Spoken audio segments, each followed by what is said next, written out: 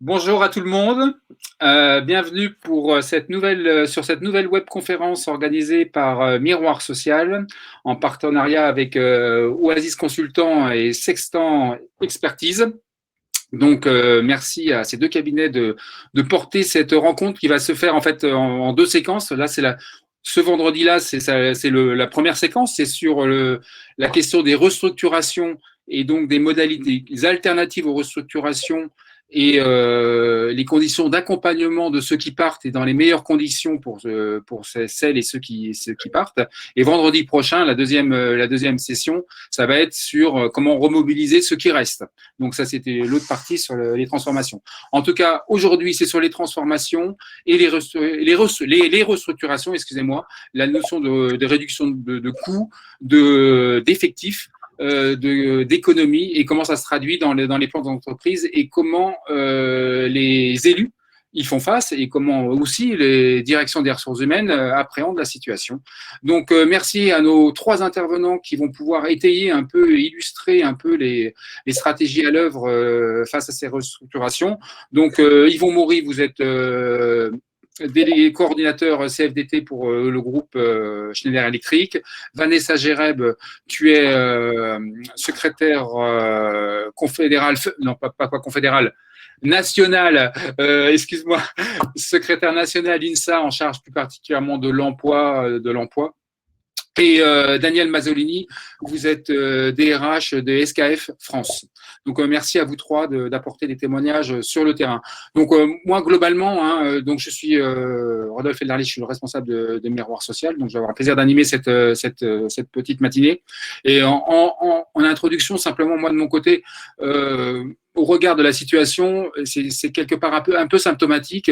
Récemment, je suis tombé sur le site internet d'un syndicat d'une grande entreprise qui restructure. Ce syndicat n'est plus représentatif parce qu'il est il considère qu'il est dans une logique en fait d'opposition aux fermetures d'usines. D'accord. Résultat des courses, il fait le constat qu'il n'est plus représentatif, que quand il organise des AG, il n'y a personne, qu'il n'est pas suivi dans ses mouvements de revendication. Donc, il s'interroge vraiment au point qu'ils ont fait un sondage. C'est une grande entreprise. Ils ont fait un sondage sur, par rapport aux fermetures d'usines, les salariés, vous êtes, premier, indifférents, inquiets, en colère, et le dernier point, résignés. Et eux, ils ont vraiment le sentiment d'une résignation des salariés. Ils se posent vraiment des questions par rapport aux restructurations annoncées par les directions. Comment faire? Ils s'interrogent vraiment. Donc voilà. Donc pour commencer, oui, une chose, excusez-moi, que je précise. N'hésitez pas à interagir dans le chat ou dans les questions. Le chat, c'est un peu pour les interactions, on va dire. Libre. Et la question, c'est que si vous voulez vraiment formaliser l'interrogation que vous avez, le rebond que vous avez, ça permet de les noter et de les ranker en termes d'importance accordée. Donc, n'hésitez pas si vous voulez vraiment poser une question, privilégiez le canal question, sinon le chat, et ça sera également pris en compte pour faire remonter aux intervenants. Donc n'hésitez pas, je devance la question sur le replay, pas la peine de la poser, vous aurez forcément à l'issue de la présentation le replay qui vous sera adressé directement. Donc merci Eric, merci Christian de porter cette heure et demie d'échange qu'on va avoir ensemble. Donc je vous laisse un petit mot d'introduction pour un peu peut-être avoir votre constat sur les restructurations, le contexte actuel qui place le débat qui nous anime aujourd'hui. Christian, Eric, qui veut commencer? Moi, je peux peut-être vous dire un petit mot, rapidement sur parce que c'est vrai qu'on va beaucoup parler de PSE, mais aujourd'hui, donc il y a des entreprises mettant en œuvre beaucoup de projets autour qui ont un impact sur l'emploi ou sur les rémunérations. Donc le PSE, le nombre de PSE, il a recommencé à augmenter, donc de façon significative par rapport à la période pré-Covid. Mais on en est loin aujourd'hui de 2009, la dernière crise économique que nous avons eue suite à l'explosion aux problématiques des dettes d'État et des dettes bancaires. Alors pourquoi? Parce que il y a eu, depuis 2009, le législateur, les différents gouvernements ont mis en place des tas de mesures et d'outils qui permettent de créer des alternatives au PSE. Et donc, c'est ce que mobilise pour l'instant, les entreprises, aux côtés des PSE, hein, il y en a quand même beaucoup. Voilà. Et donc, ce à quoi on assiste, parallèlement à l'explosion, à l'essor du nombre de PSE, et il y en aura probablement beaucoup en 2021. C'est aussi des ruptures conventionnelles collectives, des accords de performance collective, beaucoup d'APLD aussi. Et puis, le gouvernement a créé un nouvel outil dont je dirai un mot tout à l'heure, qui peut constituer une nouvelle alternative. Donc, voilà, pour résoudre les problèmes qui sont relatifs à l'emploi, il n'y a pas que le PSE, et c'était un petit peu l'objet aussi de le rappeler dans ces conférences. Et puis, pour les PSE, d'examiner et de confronter, donc avec Oasis aussi, ce qui marche, ce qui ne marche pas, parce que nous, on est en amont, en fait. On aide les organisations syndicales à négocier et les élus à débattre. Oasis fait le sale boulot, c'est-à-dire il est supposé traduire en actes et en résultats les accords conclus, ce qui n'est pas toujours évident. Voilà. D'où l'intérêt de la confrontation. Merci Christian. Eric, il faut que tu mettes ton micro, Eric. Merci. Le temps, vu mon âge, je mets du temps à trouver les choses.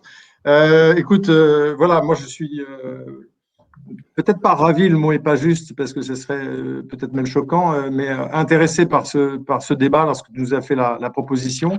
Je pense que c'est évidemment le sujet, c'est un sujet d'émotion, c'est un sujet d'actualité. Nous, si on peut apporter une contribution, Christian parlait de la crise de 2008, moi je me rappelle même des crises de 93, 95, etc.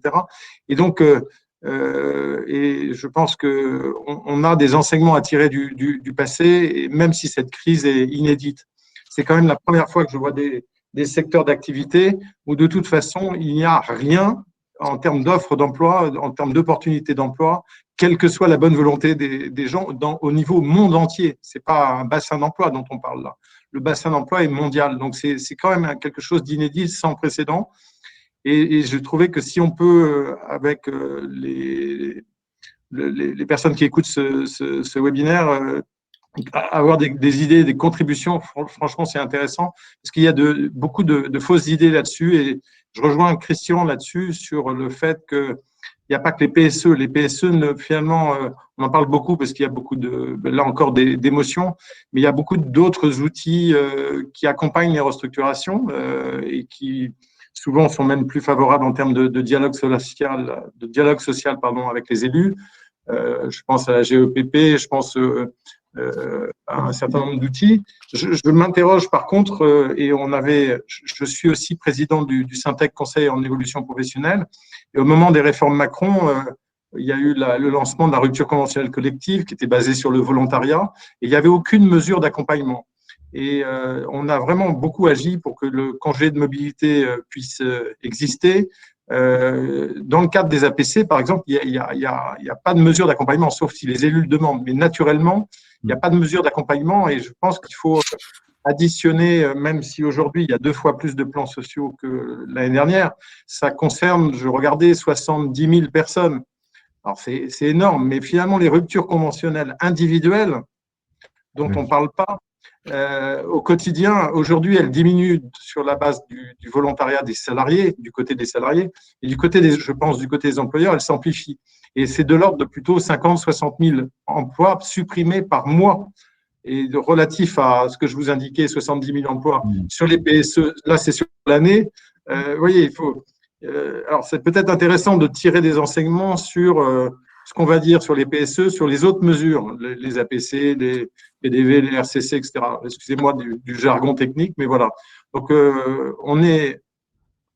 Oasis est vraiment intéressé à participer à ce débat. Voilà ce que je voulais dire, notamment sur la partie soutien aussi, soutien psychologique.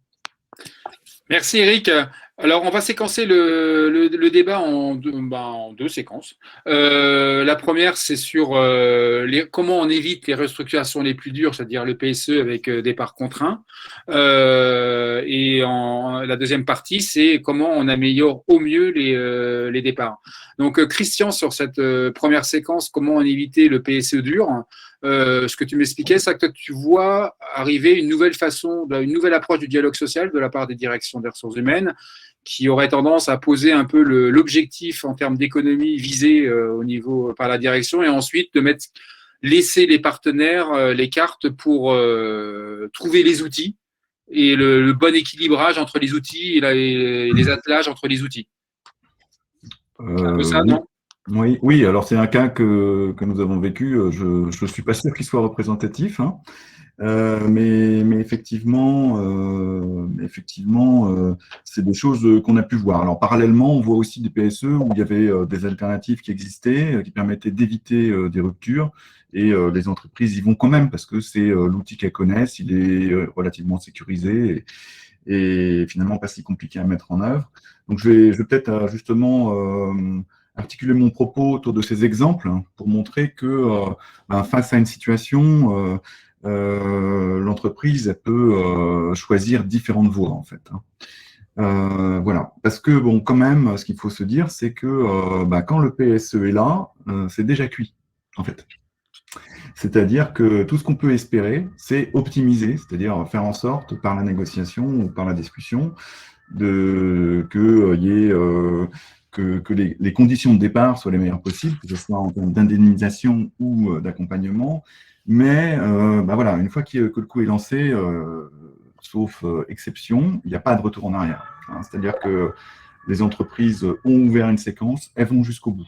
Parce que, y compris, elles sont très cadrées par des conseils juridiques, parce qu'elles savent qu'au-delà d'un certain temps, le truc se met en œuvre. Si elles sont bien conseillées, il n'y a pas de gros risques à redouter. La contestation du motif économique, elle n'existe pas. Enfin, son utilité est quand même relativement limité, son potentiel est relativement limité sur le plan juridique, hein, sauf au prud'homme, hein, et encore, il y a le barème maintenant, donc ça limite les risques. Donc vous voyez, en fait, c'est facile de licencier économiquement en France, contrairement à ce qu'on pourrait croire. C'est du boulot, hein, je le conteste pas, mais finalement, c'est pas si compliqué. Voilà, il suffit d'avoir les bons professionnels et ça se passe bien. Donc quand elles ont ouvert la séquence, les entreprises, elles veulent aller jusqu'au bout. Et donc, une adaptation un peu significative du projet, voire une renonciation, c'est rarissime. En fait, ça se voit vraiment très, très peu. Alors, je vais vous donner un exemple, hein, pour illustrer ça, hein, parce qu'on l'a vécu récemment. C'était pas une grosse opération, mais c'était dans une entreprise du commerce qui est bien connue, je ne vais pas dire son nom. Et elle avait un souci, c'est-à-dire qu'elle avait lancé un réseau de boutiques sur une de ses marques, un réseau de boutiques en propre, et puis elle avait espéré que ça se développe, et puis ça ne se développait pas, donc elle n'atteignait pas les chiffres qu'elle s'était fixés pour avoir un bon retour sur investissement. Et donc elle a engagé un PSE portant principalement sur la fermeture de ces points de vente. Donc il y avait 22 emplois de vendeurs et de responsables de boutiques concernés, hein, y compris en focalisant tout le PSE uniquement sur le personnel de ces boutiques, donc en prenant là pour le coup quelques risques juridiques par rapport aux attendus légaux. Mais ça, c'était pas le plus important, même si ça a créé un levier, bien sûr. Le plus important, c'était qu'elle avait, comme beaucoup d'entreprises du commerce, un turnover important. Et que chaque année, elle enregistrait 145 départs dans son réseau de boutiques, dans les métiers sur lesquels elle essayait de supprimer des postes. Donc, elle aurait très bien pu faire autrement. Elle aurait très bien pu utiliser les départs naturels, jouer sur la mobilité, mettre des emplois précaires ici ou là, le temps d'attendre qu'elle puisse fermer ses boutiques. C'est une entreprise qui est très attachée à son image de marque. Donc, moi, je ne comprends toujours pas, même après avoir discuté avec les dirigeants, pourquoi ils ont fait ça.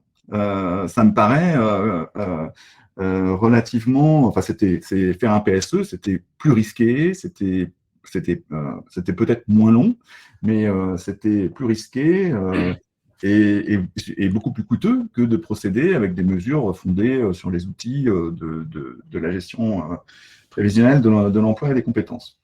Voilà, donc, et bien évidemment, elle n'avait jamais évoqué ces difficultés dans le cadre des orientations stratégiques ou dans le cadre de toute autre consolidation avec le CSE. Donc, ce que ça montre, c'est une attitude des entreprises qui est de ne rien dire sur les difficultés avant de faire un PSE, de ne pas, au moment où il est encore temps, de chercher avec les partenaires sociaux des moyens de résoudre les problèmes. Là, ça aurait été possible. Et puis, d'attendre le moment fatidique. Et puis, une fois que c'est lancé, c'est lancé. Le truc doit aller jusqu'au bout. Donc après, c'est pas moi. Bon, là, en l'occurrence, les délégués syndicaux ont réussi à faire une belle négociation, mais je trouve que bon, tout ça crée beaucoup de désespérance, du traumatisme. C'était possible de faire autrement, et il y a parfois un manque d'imagination au sein des entreprises, ou alors il n'y a pas toujours les bons conseils qui sont donnés. Ça suppose faire autrement, ça suppose un engagement peut-être un petit peu différent, ça suppose aussi de prendre davantage de temps. Alors, excuse-moi d'intervenir là, Christian, il y a le temps, mais et lié à ça, c'est la question de la mobilité, la difficulté de gérer des mobilités pour justement mener cette réorganisation. C'est ça complexifie le truc. Tu as raison, mais là, ce n'était pas le cas parce que, si tu veux, les boutiques qui étaient fermées étaient en Île-de-France. Donc, il y avait plein d'autres boutiques qui restaient ouvertes. Il y avait un autre réseau d'enseignes beaucoup plus gros. Enfin, le reclassement, il était faisable. Okay. Il n'y avait pas de problème. Mais dans les entreprises, il y a aussi des objectifs de communication. C'est un groupe coté. Donc, il faut dire qu'on fait un PSE, qu'on fait des choses. Parce que sinon, les actionnaires, ils ont le sentiment que t'es pas très réactif, tu vois. Donc, au moins, le PSE, c'est quelque chose que tout le monde comprend. On sait qu'à la fin, il y a un résultat. Engager une négociation dont les contours ne sont pas super bien définis, c'est plus difficile à communiquer. Mais voilà, mais il y a des entreprises qui font autrement. Moi, ce que je veux illustrer, c'est la diversité. Donc, les alternatives par le dialogue social, en fait, c'est possible. Donc, c'est ça qui a mis en valeur, en fait, je trouve, la crise sanitaire. Je ne dis pas que c'est un mouvement majoritaire, je suis bien incapable d'ailleurs de le quantifier, mais ce que nous avons vu à plusieurs reprises, c'est des négociations qui s'ouvraient sur la base d'un partage important d'informations économiques et financières, où il y avait un débat qui s'engageait avec les organisations syndicales sur les différents outils, les moyens qui pouvaient être mis en œuvre pour résoudre des problèmes, pour protéger l'entreprise et améliorer les choses. Voilà. Et c'est vrai que la boîte à outils des DRH s'est quand même beaucoup enrichie ces dernières années. Et ensuite, une négociation. Alors, il se trouve qu'effectivement, on a eu un cas dans un des leaders de la formation professionnelle où le débat il s'est engagé sur la présentation de 2 versions du business plan pour 2021 et 2022, et avec un objectif d'économie minimum à attendre pour que ça passe, quoi. Et ensuite, donc tout ça a été partagé. Il y a d'abord eu une phase d'examen de ces scénarios pour repérer quel était le plus probable, quel était le scénario dégradé, on va dire, et quel était le scénario cible, en fait. Et puis, et ensuite, la négociation s'est engagée sur la base du scénario cible, sur comment on fait pour dégager des économies. Et au début, tout était ouvert. Ça pouvait être PSE, il pouvait y avoir de la PLD, une RCC. La direction est venue sans idée préconçue. Elle est venue avec l'idée il faut qu'on trouve une solution. Collectivement.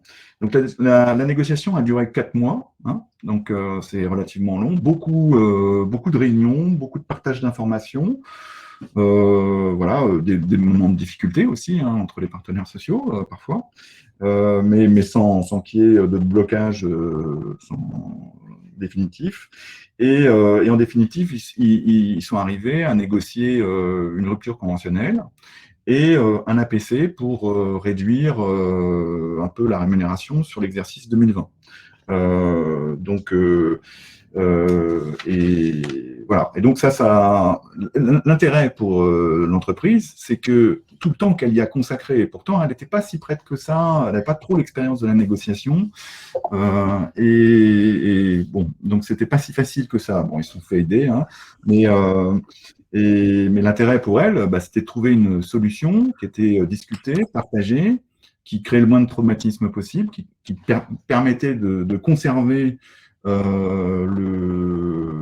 maximum d'engagement parmi les salariés. Voilà. Donc, il y avait, et puis ça, personne n'en a entendu parler. Donc, c'est toujours mieux.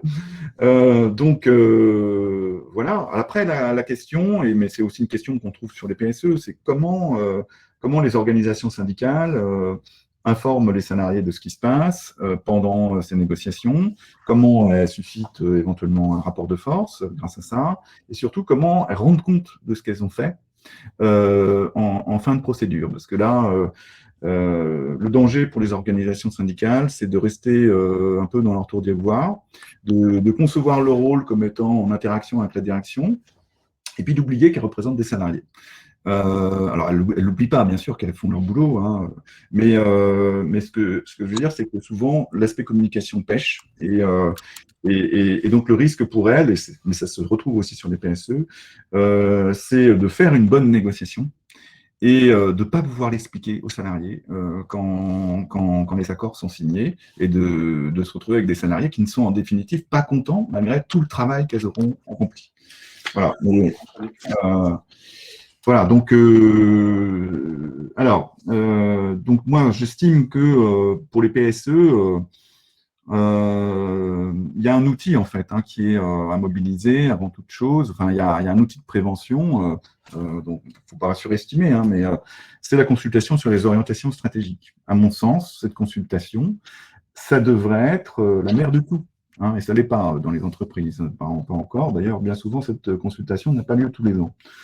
Alors pourquoi c'est important? Parce que cette consultation, elle porte sur les orientations stratégiques, mais aussi sur les conséquences, sur l'activité, sur l'emploi, sur l'évolution des métiers et des compétences, sur la GPEC, les orientations de la formation professionnelle, etc. Donc, si vous voulez, à mon sens, d'abord, compte tenu du contexte, moi, ce que je conseille aujourd'hui, c'est à tous les élus de demander une consultation sur les orientations stratégiques, même si c'est prévu tous les 3 ans et qu'elle a eu lieu l'année dernière. Je pense que le contexte nécessite de refaire une consultation. Et deuxièmement, dans le cadre de celle-ci, de demander à l'entreprise de mettre les choses sur la table et puis de poser la question de est-ce qu'il y a des emplois menacés? Parce que c'est ce qui permettra d'ouvrir le débat. Et donc, je voudrais dire un mot voilà, sur… alors, ça permet d'ouvrir le débat, donc ensuite d'ouvrir des négociations type celle dont j'ai parlé. Mais ça permet aussi d'alimenter la négociation de la GEPP, donc ou GEPC, avec les dispositions qui donnent accès au nouveau dispositif de transition collective. Donc c'est un dispositif dont je vais dire un mot. Donc c'est nouveau, donc ça fait un outil supplémentaire. C'est pour ça qu'il y a de plus en plus de choses qui permettent d'éviter les PSE. Alors qu'est-ce que c'est? C'est un dispositif qui a d'ailleurs été… alimenté par les idées des organisations syndicales confédérées, qui permet de former les salariés, en fait, qui occupent des emplois menacés pendant un temps long. Ça peut aller jusqu'à 2400 heures, donc vous voyez, c'est quand même beaucoup, et 2 ans. Et c'est un peu comme pour la PLD, il y a un financement très significatif qui est accordé donc par les fonds publics. Donc pour les PME jusqu'à 300 salariés, c'est 100% du coût, donc tout ce qui est pédagogique, les frais pédagogiques, mais c'est aussi le salaire de la personne. Donc l'entreprise qui repère des emplois menacés, qui sait que ceux-ci sont potentiellement condamnés ou en tout cas destinés à être réduits sur le moyen terme, eh bien, elle peut construire un dossier, le faire dans le cadre de la GEPP et bénéficier de fonds pour repositionner les salariés, les aider à se repositionner sur les métiers d'avenir. Voilà. Et donc, l'objectif public de tout ça, c'est d'éviter les PSE et l'alimentation du chômage, et puis de faire évoluer les salariés vers les métiers porteurs. Alors, bon, peut-être que pour certaines personnes dans la salle qui ne connaissent pas ce dispositif, ça peut paraître un peu idéal et le monde des bisounours, mais il faut quand même être clair sur un point, c'est que c'est comme pour la PLD, il y a des fonds absolument massifs qui sont mis là-dessus. Donc, il faut que les représentants du personnel s'en saisissent. C'est-à-dire qu'il y a maintenant tous les outils qui permettent de mettre les entreprises devant leurs responsabilités. Bien souvent, les entreprises, quand elles savent qu'il y a des emplois menacés quelque part, elles ne font pas grand-chose. Elles n'ont pas une politique très proactive parce qu'elles ont aussi peur des réactions. Donc, aujourd'hui, il y a tous les outils, il y a tous les financements qui permettent aux entreprises d'éviter les PSE. Il y en aura toujours des PSE, mais en tout cas, d'en éviter un certain nombre, et d'exercer leurs responsabilités en tant qu'employeur, avec y compris des aides de l'État. Voilà, donc je m'arrête là. Merci Christian pour ce panorama large du panorama des solutions, du champ des possibles en termes d'outils, que va compléter Eric. Eric, je te passe la parole sur… toi, tu pointais les opportunités qu'il y avait aussi en termes de reprise d'activité à l'heure où les grands groupes cèdent des actifs et par rapport à la loi Florange, entre guillemets, dans quelle mesure là, il y avait des opportunités? Oui, alors je compléterai même ce que dit Christian, je vais revenir là-dessus, mais moi, il me semble que par rapport à… je voudrais replacer dans le contexte, en fait, de la crise. Il y a finalement deux sortes de plans, et Christian parlait de nécessité du dialogue social, de l'anticipation, mais il y a des plans qui sont conjoncturels, qui sont liés à la crise. On le voit dans le transport, dans l'aéronautique, dans la restauration, etc. Et là, ça a une vitesse, c'est effroyable, quoi. Donc, c'est et il y a un manque de visibilité des entreprises qui est incroyable, quoi. Et donc, c'est très compliqué pour les élus, pour tout le monde de se mettre dans ces schémas-là. Donc, il y a des plans de crise liés au Covid, dont on entend beaucoup parler, le retail, le magasin, etc. Et puis, il y a la continuité de la vie des entreprises, des restructurations, qu'elles soient décidées sur un marché français ou sur un marché mondial, qu'elles soient liées à des externalisations de fonctions, qu'elles soient liées à des fusions, qu'elles soient liées à des… Voilà, au numérique qui arrive, etc. Et la crise, j'ai l'impression, moi, accélère ces plans parce que les entreprises veulent aller plus vite. Et on le voit sur le numérique. Et c'est assez…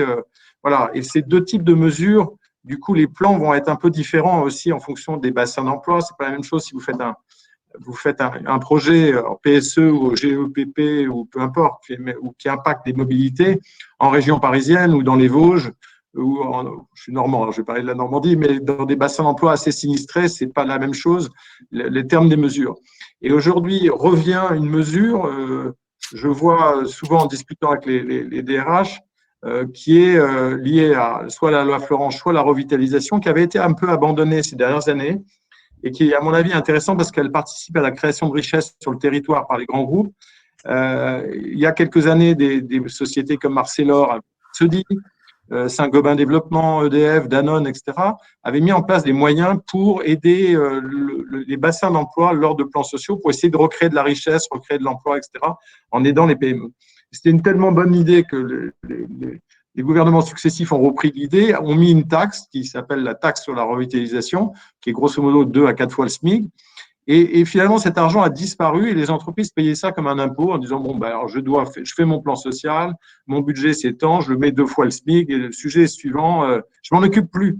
Et du coup, il y a une perte de responsabilité des entreprises sur le sujet. Et là, ce qu'on voit depuis la crise, je trouve, c'est une réappropriation de la responsabilité, sous la pression souvent des élus d'ailleurs, en disant c'est le territoire qui est impacté, recréer de la richesse.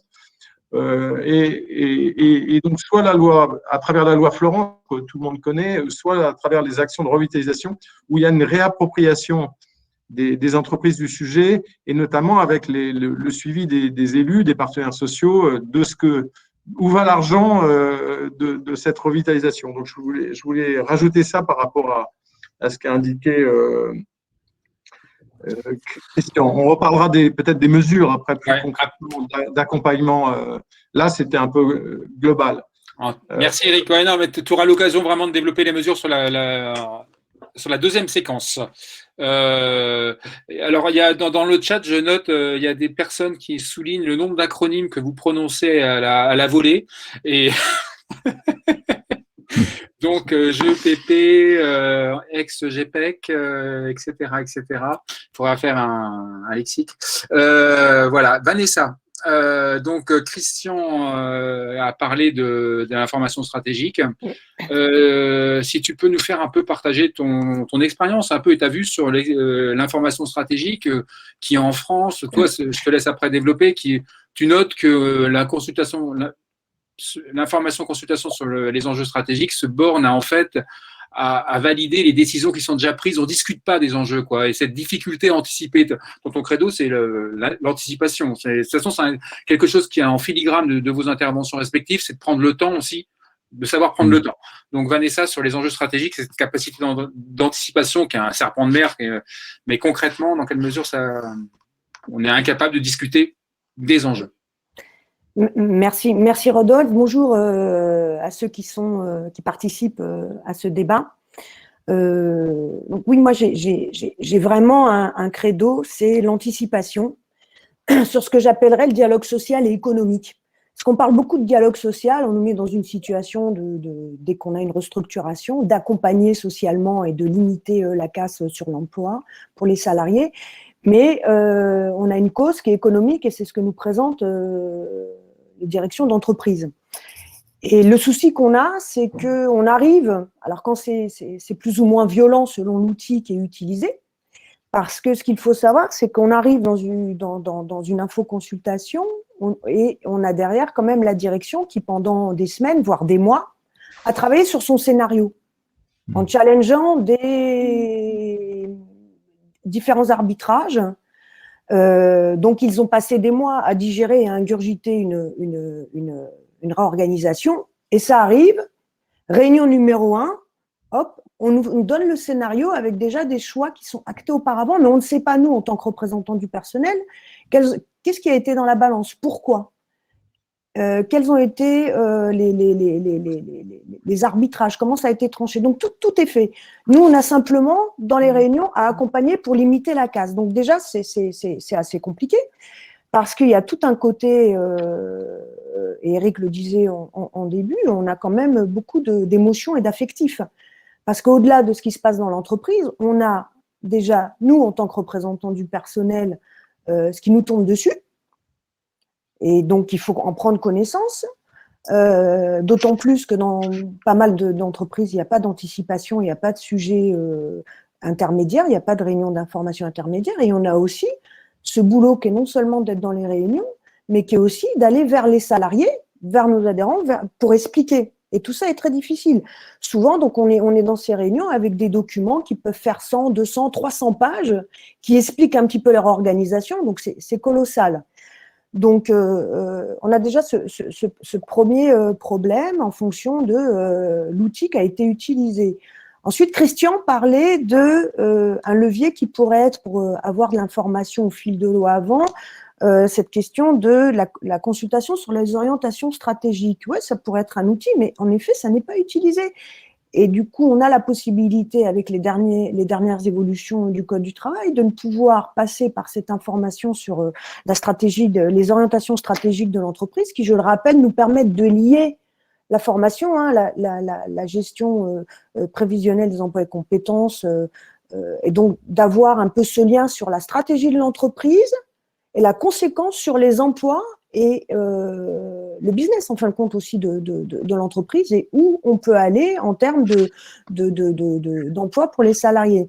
Donc, c'est tous les 3 ans, ça peut être en fonction des entreprises tous les ans, donc ça pose un problème. Donc, déjà, première solution, c'est que réussir à négocier un accord du dialogue social pour organiser, et économique, vraiment dialogue social et économique, pour organiser le tempo des discussions dans l'entreprise. Ça, c'est déjà une première chose. Alors oui, ça veut dire qu'il faut regarder tous les outils, tout ce qui existe en termes de différentes obligations, et on peut, obligations légales, mais on peut aussi être créatif. Enfin, il y a des tempos qui sont de l'ordre du Code du travail, mais il y a des tempos d'entreprise, il y a des rythmes d'entreprise qui sont différents aussi. Donc ça, je pense que ça doit être déjà une discussion qu'il faudrait avoir dans l'entreprise. Ensuite… Vanessa, je vais me permettre de te couper. Là, tu t'insistes sur le côté social et économique. Oui. Quand on a préparé ensemble, tu as dit que toi, en tant que militante syndicale, tu reconnais il peut y avoir des situations d'urgence économique et des décisions à prendre dans l'urgence pour des entreprises. Tout à fait. Tu as vécu l'expérience et qu'il y a un décalage avec le temps social. Oui. Et ça pose un Oui, problème majeur, quoi. bien sûr. Ce que je te disais, c'est pour ça que moi j'ai une expérience de nombreuses années. J'étais déléguée syndicale centrale chez SFR. Donc, on a eu des temps rapides parce qu'il y avait des décisions réglementaires et des décisions externes à l'entreprise ou des choix internes à l'entreprise. Donc oui, une entreprise elle a besoin d'être agile. Il ne faut pas non plus, on le sait. D'où l'importance de lier ce temps économique qui est rapide avec le temps social. Et pour le lier, le seul moyen de le faire, c'est d'avoir cette espèce de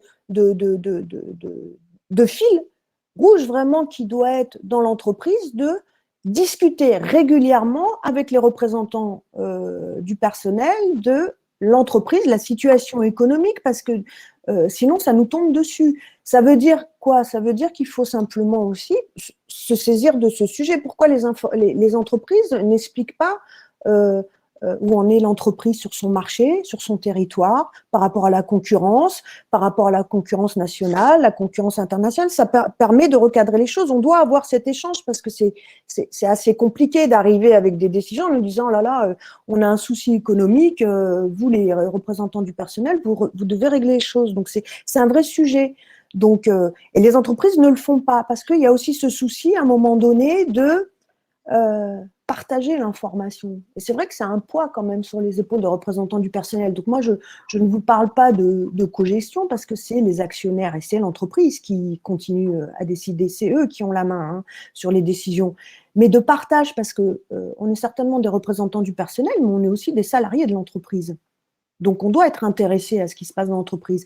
Et préparer le terrain sur les perspectives économiques qui ont automatiquement des conséquences sur les salariés, les emplois, la formation, c'est un sujet qui doit être traité au fil de l'eau et pas quand on a une urgence comme ça qui est en plus cadrée dans le temps par le Code du travail. Donc voilà, ça c'est ce premier sujet.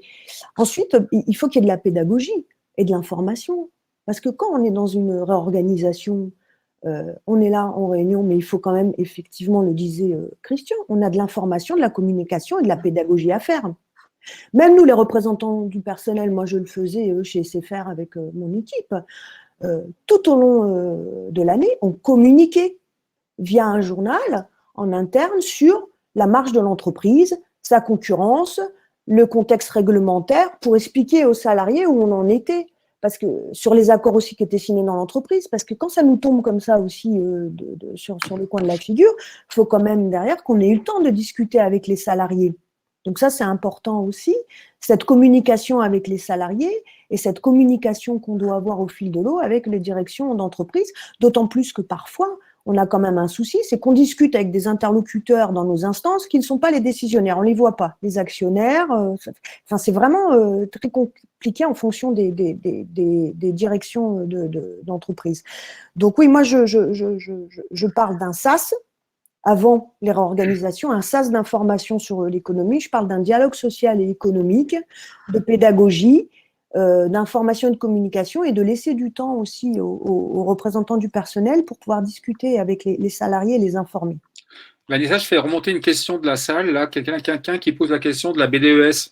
Toi, est-ce que les retours de tes militants, est-ce que la BDES apporte quelque chose dans l'histoire? Alors, la BDES devrait apporter quelque chose. Le souci, c'est qu'on n'a pas beaucoup de militants qui l'ont négocié.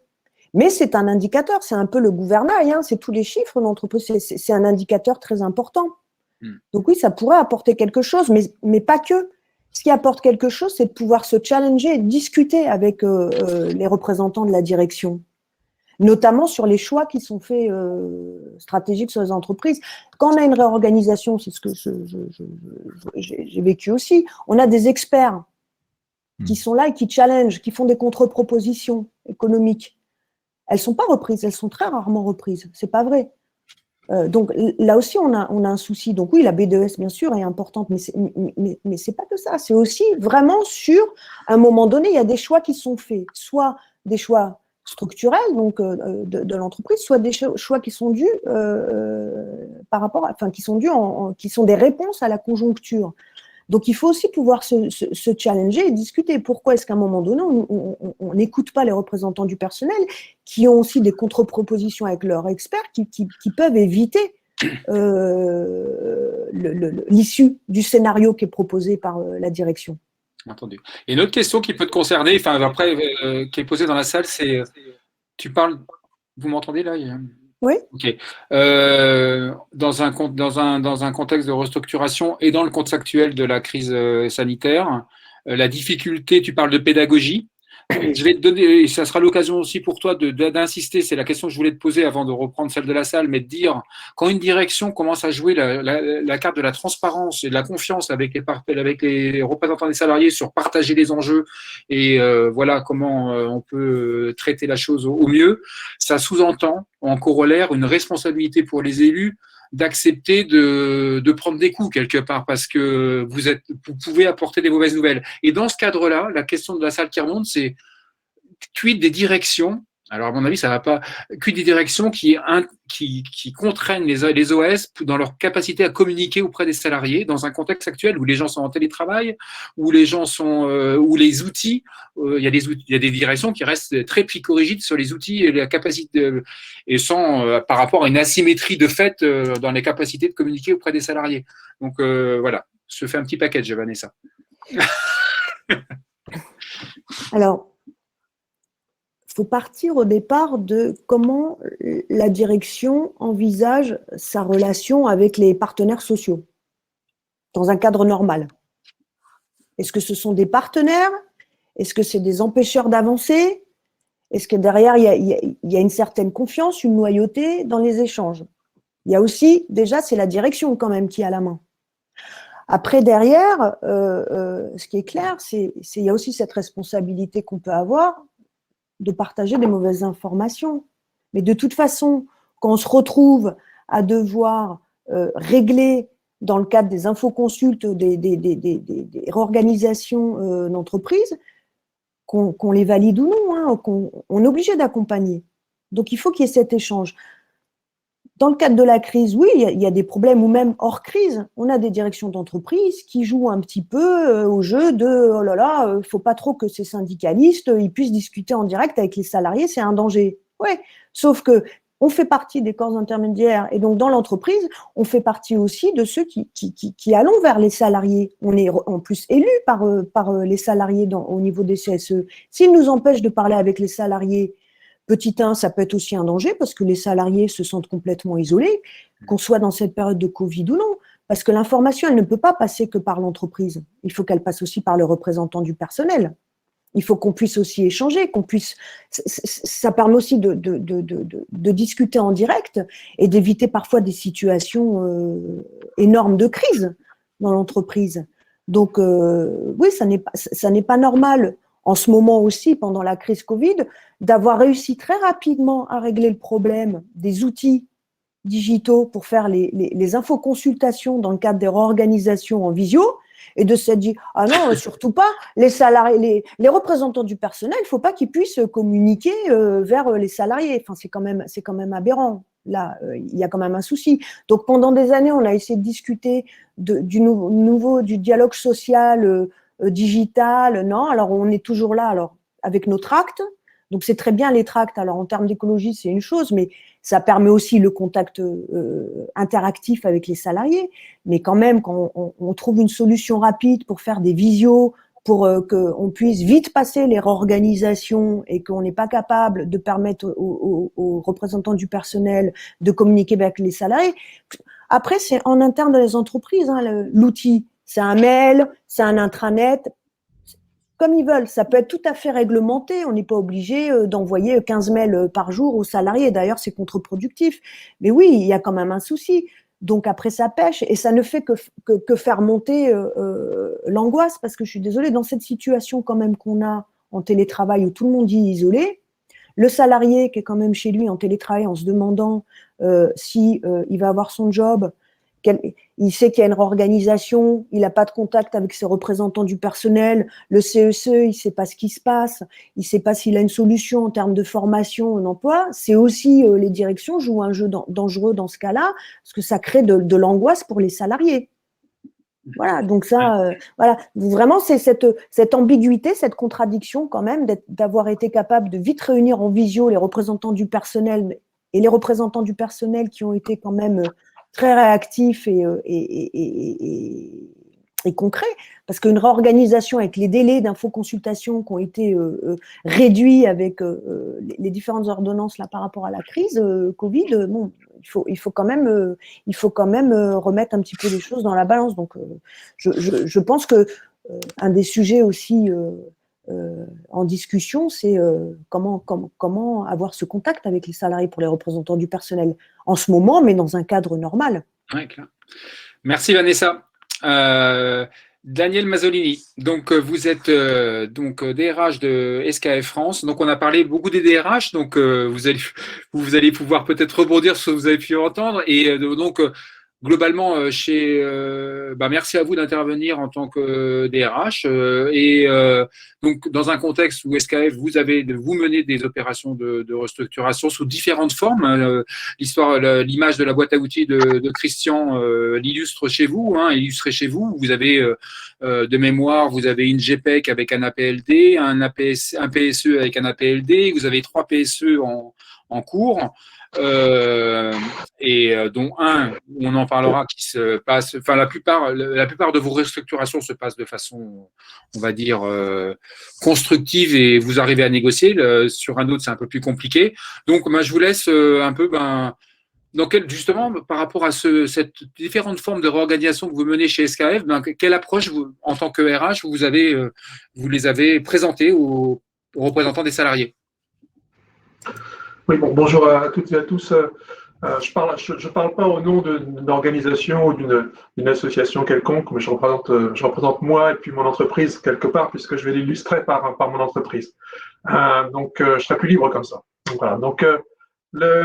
Oui, on est un groupe industriel suédois implanté en France depuis très longtemps et on est 3000 salariés en France sur 6 sites industriels, un centre de recherche et d'essai et puis un siège qui est à Montigny-Bretonneux. Là, je suis en télétravail puisqu'on est ouvert qu'un jour par semaine. Voilà. Donc, on est confronté à 2 sortes de situations, ou peut-être même 3. Il y a du Covid chez nous. Il y a du Covid avec l'aéronautique. Donc, nous avons 3 sites qui travaillent pour l'aéronautique. Un site à Valenciennes qui travaille pour les moteurs d'avion et d'hélicoptères, touchés par la crise, où on est moins touché par les hélicoptères. Les hélicoptères volent encore.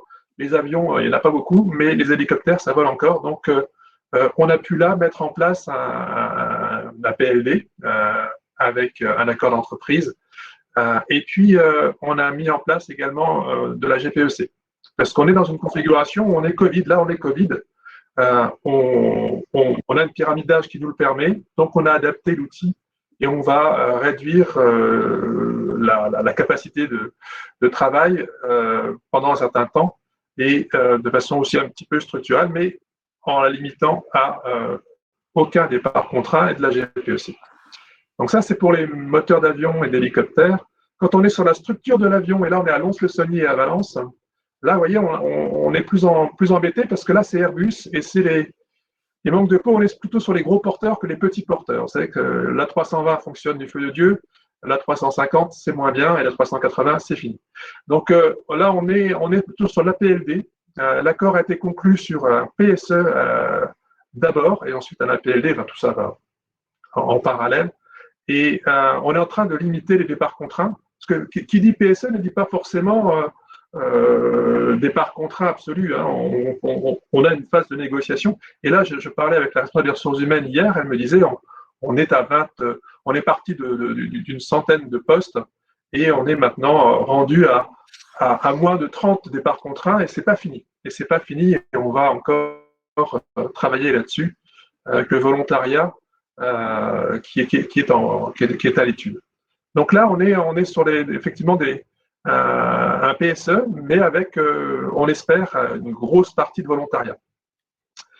Et puis, parfois, vous avez des vagues scélérates, je les appelle. Des vagues scélérates, alors là, on est plutôt sur d'autres sites, Tours et Montigny, le siège, où là, par exemple, hein, dans ce PSE, vous avez une vague scélérate qu'on n'a pas vu venir. On l'a pas vu venir. Je l'ai pas vu venir. Un centre de services partagés à Madrid pour toute la finance. Non, ça on l'avait vu, la digitalisation, on avait vu effectivement un tas de choses structurellement qui pouvaient nous impacter, mais alors le coup de Madrid, on ne l'avait pas vu venir. On ne l'a pas vu venir. Alors ça, plus vous allez me dire le diesel pour l'automobile, etc. Bon, là aussi, le diesel, ça a été un peu, il y a eu le Dieselgate, mais on aurait pu le prévoir, mais parfois vous avez une vague scélérate qui vous arrive, et là vous êtes contraint au PSE parce qu'il n'y a pas, c'est pas évident d'être sûr qu'avec une rupture conventionnelle collective, vous allez arriver au résultat total qu'on vous demande avec un délai relativement court ou long selon les circonstances. Donc, on a aussi des vagues comme ça qui sont difficiles à anticiper et on s'en prend, ce que s'appelle les vagues scélérates. On a un accord GPEC avec un tas de choses, un tas d'études, un tas de déclinaisons par site, etc. Des fois, on se les prend quand même. Alors, c'est des contraintes de groupe parfois, hein, c'est des contraintes de groupe, des cibles inatteignables. Alors, on dit des fois, on les repousse, on a leur repoussé des dizaines, et puis des fois, vous les prenez parce que vous êtes pris dans la pression. Là, en l'occurrence, le centre de gestion partagée, c'est interne. C'est une vague scélérate interne. Oui, c'est une vague scélérate interne. Mais ça, dans les grands groupes, ça arrive. Je pense que c'est pas aussi rare que ça. Ouais, non, vous avez parfaitement raison, tout à fait. Ouais, tout à fait. Et on l'a pas vu venir et on n'a pas été prévu non plus dans notre groupe. Hein, je veux dire, on nous l'a même caché. Je veux dire, c'était parce que clôture annuelle, voilà. Ce sont des considérations qui sont parfois un peu bizarres. Entendu. Et si vous pouvez nous parler, la place des mesures d'âge, il y a un retour des mesures d'âge dans les plans là. Ça s'illustre chez vous? Oh oui, il y a toujours vous savez, quand on a fait le plan de Valenciennes sur la GPEC, les syndicats nous ont demandé un PSE. Ils nous ont demandé un PSE parce que PSE veut dire parfois. Alors je dis pas que c'est un effet d'aubaine, ce serait très les plans, les PSE sont complètement différents. Et j'ai une fermeture d'usine, je n'en ai pas encore parlé, mais j'ai une fermeture d'usine et ça c'est très grave. C'est un bouleversement total dans une région, donc j'en parlerai peut-être un peu plus tard. Mais sur les mesures d'âge, oui, il y a toujours, hein, on pense qu'on l'avait repoussé, hein, les pré-retraites, etc., qu'on les avait repoussés, mais ça fait toujours partie quand même, quelque part, des solutions faciles à accepter socialement. Alors bien évidemment, il y a toute l'hypocrisie, la contradiction entre le fait de prolonger les carrières, d'aller le plus loin possible, et puis le fait que dès qu'il y a un PSE, qui est-ce qu'on va voir? C'est les plus de 58 ans. Et de faire des mesures d'âge, c'est souvent exigé quasiment par les directs, et bien sûr par les partenaires sociaux qui disent oui, c'est là on peut faire les choses sans dommage. Voilà. Donc oui, il y a une forte pression là-dessus, mais c'est pas nouveau, hein, c'est pas nouveau. Mais je crois que ça revient, puisqu'il y a une période où c'était quasiment tabou de parler de pré-retraite. Et ça revient, je crois. Hein, je ne suis pas un spécialiste, encore une fois, je ne suis pas un spécialiste de la restructuration. C'est simplement ce que je peux constater sur ma petite vision. Alors, merci, ouais, tout à fait, mais ça va être illustré également par le témoignage d'Yvon chez Schneider Electric, le retour des mesures d'âge. Vous en avez la fermeture de l'usine. Donc, il y a une usine qui va fermer, vous l'avez annoncé, elle fermera dans 2 ans. Là, vous êtes dans une situation, à la différence de vos autres réorganisations, là, vous êtes dans une situation un peu de blocage. Comment vous l'expliquez et quels effets collatéraux peuvent avoir, ou dire pas collatéraux d'ailleurs, directs, peuvent avoir cette situation où là, pour le coup, les organisations syndicales ne veulent pas négocier? Oui, alors on est dans une situation, alors c'est une crise grave, hein, puisque quand on a une unité, alors c'est une usine qui fait des grands roulements pour les tunneliers en particulier, tout ce qui est construction, tout ce qui est gros et rotation, pas très rapide, mais d'orientation avec des engrenages. Donc on est vraiment dans des métiers qui sont très, on travaille au micron sur des bêtes de 40 tonnes. Qui font de 6 à 8 mètres. Vous voyez, donc ce sont des grands professionnels. Et manque de peau, on a cette usine qui a des résultats depuis des années qui sont pas bons. sont un peu catastrophiques et qui handicapent le truc. Et on a une volonté de transférer cette activité, de fermer cette usine. C'est un projet de fermeture d'usine. Et ça, bien sûr, c'est très difficile. Autant, c'est là que j'ai un problème, c'est l'anticipation d'une annonce comme celle-là. Donc là, pour des raisons techniques principalement, c'est dans 2 ans, la fermeture. Et déjà là, vous voyez que déjà là, c'est une cata. On a un blocage complet du dialogue. Alors, c'est en train de se réouvrir. On a quelques espoirs aujourd'hui de pouvoir dialoguer. Mais pendant 1 mois et demi, on a eu un harcèlement du comité de direction assez abject, mais bon, c'est une partie. On peut comprendre la sensibilité, la crise sociale que ça peut représenter une fermeture, mais là, ça a été excessif et je regrette beaucoup ces excès. Et les syndicats ont laissé faire, ce qui est même encouragé, ce qui était vraiment négatif. Difficile d'annoncer une fermeture d'usine en anticipation. On a des réunions de dialogue social tous les ans. On en a parlé, on a dit, mais est-ce qu'on pourrait parler d'une fermeture? Et les syndicats nous ont dit, une fermeture, non, c'est trop fort. Ça, on ne pourra pas le faire passer. On est élu, la confidentialité, on ne peut pas. Encaisser ça, on ne peut pas le prendre. C'était trop gros. Et la qualité du dialogue social aussi joue beaucoup. C'est la maturité des partenaires sociaux joue beaucoup pour ce genre d'opération. Toujours difficile, encore une fois, et on comprend l'émotion. C'est pas voilà. Donc là, vous voyez, c'est comment on peut parler de choses aussi fortes qu'une fermeture avec des syndicats qui parfois n'ont pas la maturité de mon point de vue, pour pouvoir prendre. J'en ai rêvé, j'ai rêvé de dire on anticipe. Et dans ma petite carrière, une fois, j'ai réussi à dire mais qu'est-ce qui se passe si on fait ça? On s'était fait surprendre par une vague scélérate. La deuxième, on s'est dit on va anticiper avec les partenaires sociaux. On a anticipé. Et donc là, c'était possible parce qu'il y avait cette maturité et le fait qu'on l'ait vécu une fois, on s'est dit bon, on va pas se faire avoir 2 fois, quoi. Voilà. Et ensemble, on a travaillé. C'est dur pour les DRH aussi de prendre cette dimension sociale, de transformer. On a un rôle essentiel dans ce genre vous passez devant, vous êtes en même temps que le président, vous êtes lié au président à ce moment-là, et puis vous avez une responsabilité sociale énorme pour l'après. Là, c'est la partie un peu de qu'est-ce qu'on va faire pour aménager, pour accompagner au maximum. Et ça, c'est une responsabilité du DRH qui est énorme. Entendu. Merci. Vanessa, tu voulais intervenir sur les propos de Daniel? Oui, merci pour qu'il y ait un petit peu d'interaction dans le débat. Bien sûr que c'est difficile, l'anticipation et annoncer une fermeture d'usine. La question, c'est pourquoi cette usine et ce site ferme? C'est ça le problème. C'est ça la question. Est-ce qu'il y a eu la direction qui, à un moment donné, a envoyé moins de production sur ce site? Est-ce qu'il y a eu une volonté de privilégier un autre site? C'est ça le sujet. C'est pas simplement la question de on ferme l'usine, oui, c'est trop lourd. Non, la question, c'est le pourquoi on ferme cette usine. Et c'est ça qui peut être compliqué. Quand je parlais d'anticipation, c'est aussi des raisons qui amènent vos décisions. Voilà. Et oui, bien sûr, c'est tout à fait compliqué d'avoir cette responsabilité que de savoir. Mais le pourquoi est vraiment important. Oui, tout à fait. Amener cet aspect mais en même temps, c'est à la fois local et global.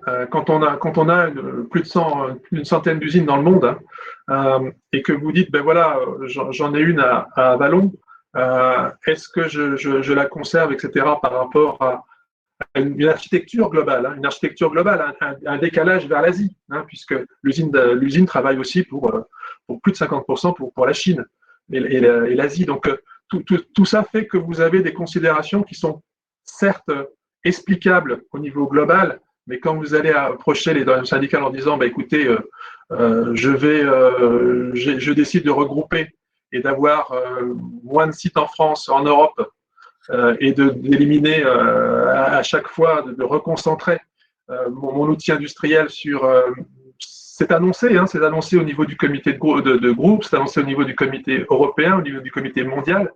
On sait qu'on va restructurer, donc encore cette année, environ 5 usines en Europe.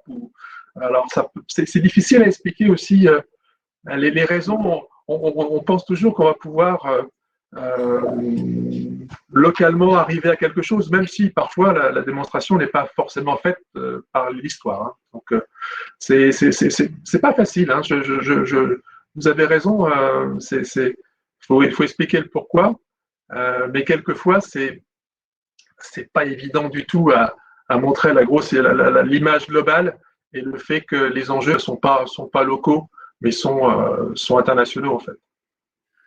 Ah, mais comme vous l'avez expliqué très bien, c'est pas le message, la pédagogie là-dessus, elle n'est pas facile. Non, pas du tout, puisqu'il y a des investissements. Et encore une fois, ça se joue.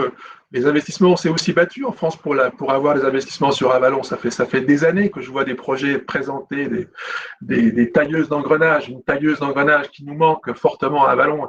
Et on n'arrive pas à l'avoir. Les directeurs d'usines successifs ont essayé d'obtenir cet investissement, mais c'était le site qui avait le moins de chance et c'était connu d'à peu près tous les délégués savaient que c'était un site à problème et un site qui était plus faible que les autres parce que ses résultats n'étaient pas là, qu'on n'arrivait pas à justifier un investissement sur le site.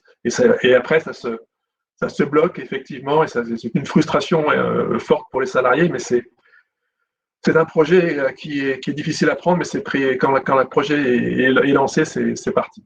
Ah ben, c'est ce que disait Christian, et comme vous l'avez souligné, une fermeture, c'est un choc, et donc ça amène à des réactions, à des réactions qui peuvent être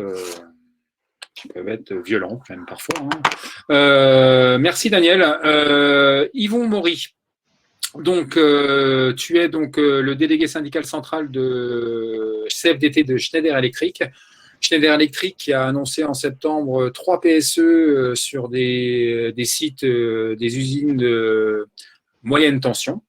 Donc, un peu comment vous voyez, là on passe sur la séquence l'accompagnement hein, au sens strict, comment on accompagne au mieux. Donc déjà en préambule de ces 3 PSE, comment vous estimez par rapport à ce que tu as pu entendre, comment ils sont, la justification qui a été apportée par la direction sur ces 3 PSE et comment vous avez engagé la négociation pour que les conditions des départs dans le cadre de ces 3 PSE soient les plus favorables possibles aux salariés. Oui, bonjour à toutes et tous. Donc, je suis Yvon Maury, le coordonnateur de la CFDT Schneider. Schneider est organisé en France en une maison mère, plus une multitude de filiales. Donc, pour rebondir par rapport à ce qui a été dit par les précédents interlocuteurs, pareil, extrêmement de difficulté à avoir une vision claire des orientations stratégiques des entreprises, puisque les orientations stratégiques se font dans les entités, elles sont présentées dans les entités juridiques, comités, les CSE, les comités, le comité central, énormément de difficultés. En termes de restructuration, nous, on a fait, je vais faire déjà une petite synthèse, on a utilisé 3 dispositifs. On a vécu en 2017 une volonté de la direction de vouloir faire un accord de compétitivité qui en réalité n'en était pas un. C'était plus un accord de productivité. Ça a duré 1 an, 23 ou 24 réunions. Ça a été un cuisant échec, je pense pour tout le monde, puisque la direction, elle voulait en gros modifier l'organisation et le temps de travail. Bien entendu, augmentation du temps de travail sans compensation à 100%, sans donner de garantie derrière. Donc, c'était plus un accord de productivité. Au bout du bout, ça a été un échec cuisant qui a entraîné 1 an après le départ du DRH de la France. Ensuite, en termes de restructuration, je dirais entre parenthèses, plusieurs niveaux.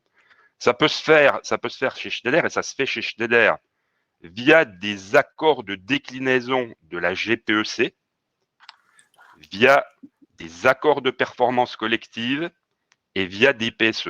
Le plus doux étant, entre parenthèses, la GPEC. On a connu par rapport à des orientations de l'entreprise, une volonté de transférer des services, des secteurs dans des pays d'Asie et dans des pays low cost. Et ce qui se passait, ça se faisait quelque part sur de la démotivation de salariés, sans transparence vers les CSE, avec des démissions, des ruptures conventionnelles forcées, et c'était pas acceptable. Il y avait derrière aussi des problèmes de compétences. Donc on a tenté de le traiter dans la GPEC, quelque part, par des départs souvent par des outils habituels, des départs seniors, congés de mobilité, création d'entreprise, et puis en contrepartie de l'embauche de salariés. On le verra un petit peu plus loin. La deuxième situation, c'est les accords de performance collective, qui est une restructuration. Donc, quand on parle de GPEC, je disais ces départs sont sur une base de volontariat. Dans le cadre des APC, bien entendu, derrière, il y a d'autres contraintes qui sont des contraintes quand on a abouti à un APC qui est que l'ensemble des salariés sont obligés de s'inscrire dans la nouvelle organisation du travail, sinon c'est une sortie de l'entreprise. Donc par contre, par rapport à cette approche d'APC, les APC, ils n'ont pas eu lieu sur des sites qui étaient en difficulté, mais sur des sites qui n'avaient pas un modèle correspondant à l'entreprise, et essentiellement des sites de production. Je m'explique, on a encore des sites qui sont en loi Robien, depuis la fin des années 90, début 2000, qui travaillent sur 4 jours. Donc, quand il y a des besoins de production, ça fait travailler les vendredis et les samedis en heures supplémentaires. Et le modèle de l'entreprise est en 3/8 sur 5 jours. Donc, ça a obligé à négocier des accords de performance collective. Le premier critère qu'en tant qu'organisation syndicale nous avons demandé, c'est avant de parler de négociation, de contraintes et de compensation, d'avoir ce qu'on appelle la VIE, que l'entreprise nous donne ses volumes de production. Quand je dis volume de production, ce n'est pas des produits, c'est des volumes en heures, les investissements industriels qu'elle va faire et les emplois.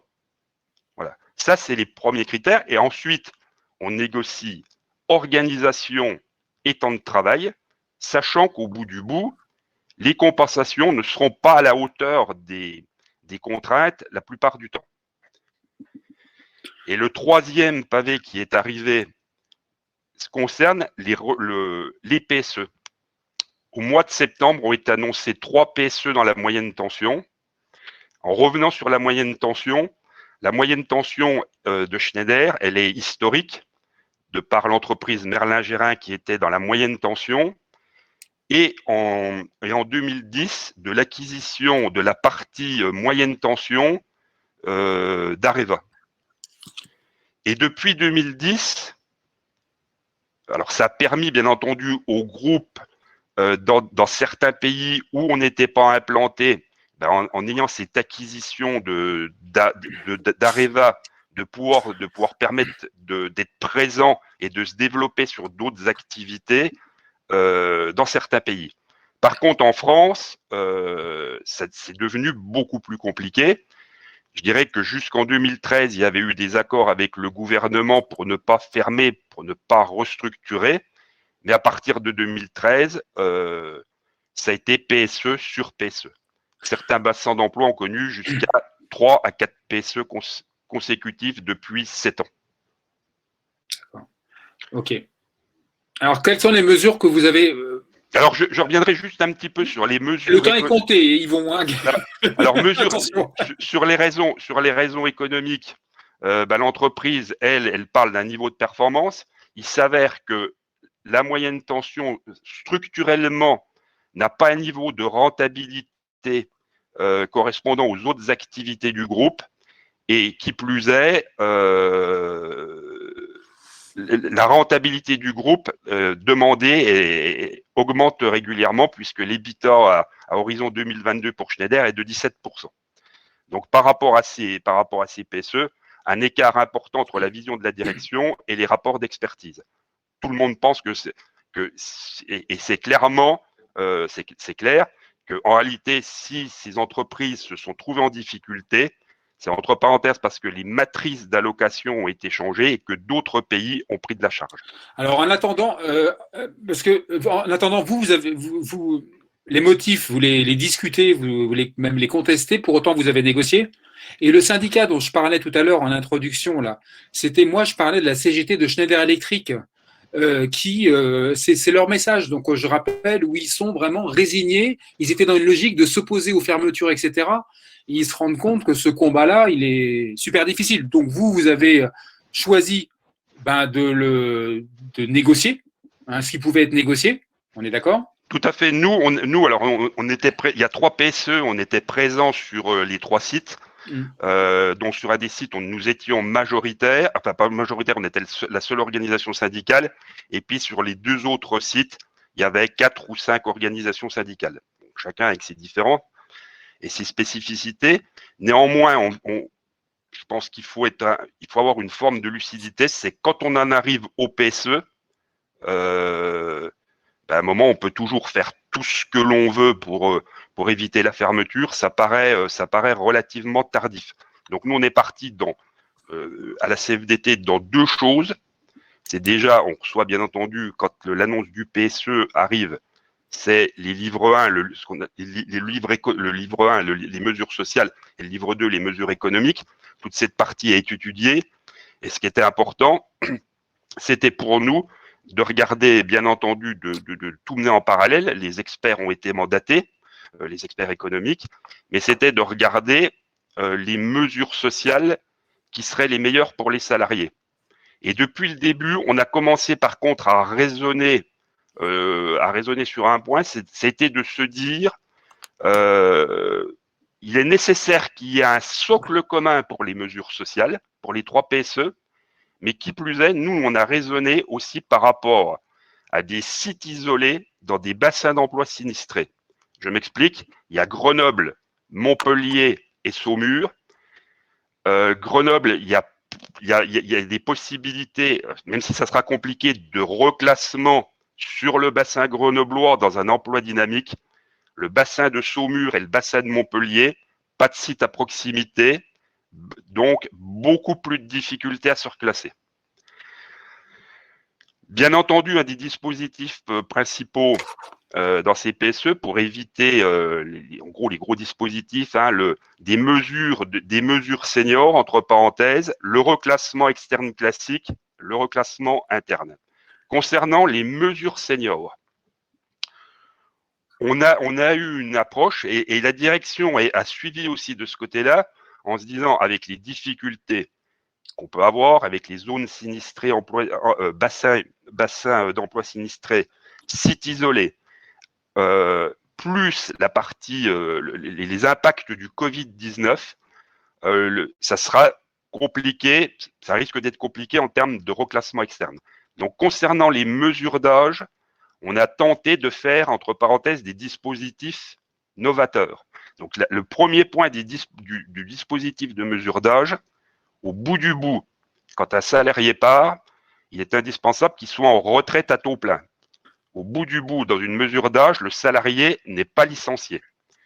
Donc, ce qui a été mis, le premier dispositif qui a été mis en place, une cessation anticipée d'activité pour tous les salariés d'une durée de 24 mois, indemnisée à 70%, 75%, autant pour moi, 75%. Ensuite, ça nous donnait une durée de 24 mois, ce qui pouvait être insuffisant. Dans la métallurgie, on a ce que l'on appelle l'indemnité conventionnelle de départ en retraite, qui est une somme qui correspond à un nombre de mois en fonction de l'ancienneté et qui est versée sous forme de prime au départ. Celle-ci, nous avons obtenu de la doubler, et puis de pouvoir la prendre au choix du salarié en temps ou en argent. Ensuite, dans les autres dispositifs, possibilité, on a une prime de volontariat PSE. Une partie de cette prime du volontariat, soit vous la prenez en argent, soit en temps. Une autre possibilité, encore un cumul supplémentaire, possibilité de mettre au bout du bout aussi en temps des congés payés, des RTT, du CET, et voir pour certains salariés qui auraient encore, à qui il manquerait quelques mois, de pouvoir encore de rentrer dans ce dispositif senior, mais de pouvoir faire des missions. Ce qui fait que globalement, tout dépend de l'ancienneté des salariés. Mais en gros, pour rentrer dans ces dispositifs, je dirais que pour ceux qui ont le moins d'ancienneté, ça pourrait aller jusqu'au bout entre 28 et 35 mois. Et pour les plus anciens qui ont des durées qui ont des anciennetés supérieures à 40 ans, à des durées entre 44 et 51 mois. Donc voilà, donc ce qui permet en moyenne de rentrer dans ces dispositifs seniors, je dirais en moyenne sans doute entre 36 et 48 mois. Ok. Merci Yvon pour cet éclairage. Je complète, enfin, le temps est compté, donc excuse-moi de le reprendre à mon compte, mais sur le site de Grenoble, vous faites une GPEC, on va dire, avec des cessations d'anticipées d'activités, on va dire, dans un régime spécial, dans le cadre, là c'est volontaire, et en contrepartie de 200 départs, la direction s'engage à recruter 115 personnes. C'est le deal qui a été fait là sur un site à Grenoble, c'est bien ça, hein? Voilà, c'est le deal qui a été fait sur des mesures de volontariat. Par contre, l'outil principal, c'est ce qu'on appelle le passe retraite. C'est une cessation d'anticipée d'activité, un peu moins longue, entre 16 et 24 mois en fonction de l'ancienneté, indemnisé à 70%. On a aussi quelques congés de mobilité. Et puis derrière, mais la grande majorité partent en mesure senior. Et en contrepartie des départs, on a des embauches. Entendu. Alors aujourd'hui, les départs se sont faits, mais avec la problématique Covid, la totalité des embauches n'est pas encore faite actuellement. Entendu. Merci Yvon. Alors le temps tourne. Moi je vous propose, on est parti sur un format d'une heure et demie. Moi si vous avez encore un peu de temps, je vous propose qu'on se donne l'occasion de rallonger de 10 minutes. Donc voilà, on partira jusqu'à moins 20 tranquillement. Eric Baudouin, donc parole à toi. Donc on est vraiment sur la séquence comment on accompagne au mieux. Et donc, Oasis, vous êtes spécialisé dans votre cœur de métier, c'est d'animer les cellules de reclassement, le reclassement, l'accompagnement du retour à l'emploi des salariés sortants. Et dans ce cadre-là, toi, tu veux poser le sujet dans le contexte actuel de crise, dans quelle mesure, ou c'était peut-être déjà vrai avant, hein, tous les billets qu'il y a derrière l'offre valable d'emploi, qui est un peu le Graal en fait dans le cahier des charges, la place qu'elle a et dans quelle mesure on est complètement à côté de la plaque par rapport à la réalité du marché. Parfois. Oui, peut-être avant de venir sur le sujet des solutions, en fait, hein, des offres valables d'emploi, des propositions d'emploi, etc., je voulais revenir sur, notamment en lisant les commentaires, sur un point, c'est sur les acronymes, parce qu'effectivement, il y a beaucoup d'acronymes par tout le monde là autour de la table, parce qu'on est tous forcément baignés dedans. Et je crois que lorsqu'on a parlé de PSE comme étant la pire des mesures, c'est vrai, mais les autres mesures sont aussi des mesures d'accompagnement de restructuration ou de suppression d'emplois. Et je ne voudrais pas qu'on l'oublie parce que finalement, les plans, et Yvon Maury l'a présenté, ou Daniel, ces entreprises sont amenées à, on pourra discuter du pourquoi, etc. Mais par contre, elles font des choses négociées qui sont des choses que les entreprises peuvent payer à des salariés. Ce n'est pas le cas de toutes les entreprises, ce n'est pas le cas de tous les plans, c'est pas loin de là. Et je pense aux entreprises qui sont en dépôt de bilan où il y a un PSE, mais il n'y a aucune mesure ou pas grand-chose. Je pense aux entreprises de moins de 1000, je pense, etc. Donc, nos acronymes, pour revenir, il y a PSE, c'est le plan de sauvegarde de l'emploi. Et les autres, finalement, c'est distinguer peut-être entre la distinction, c'est est-ce que je désigne des gens, ce qui est insupportable, c'est en termes d'émotion. Daniel l'a exprimé sur le problème de fermeture d'un site.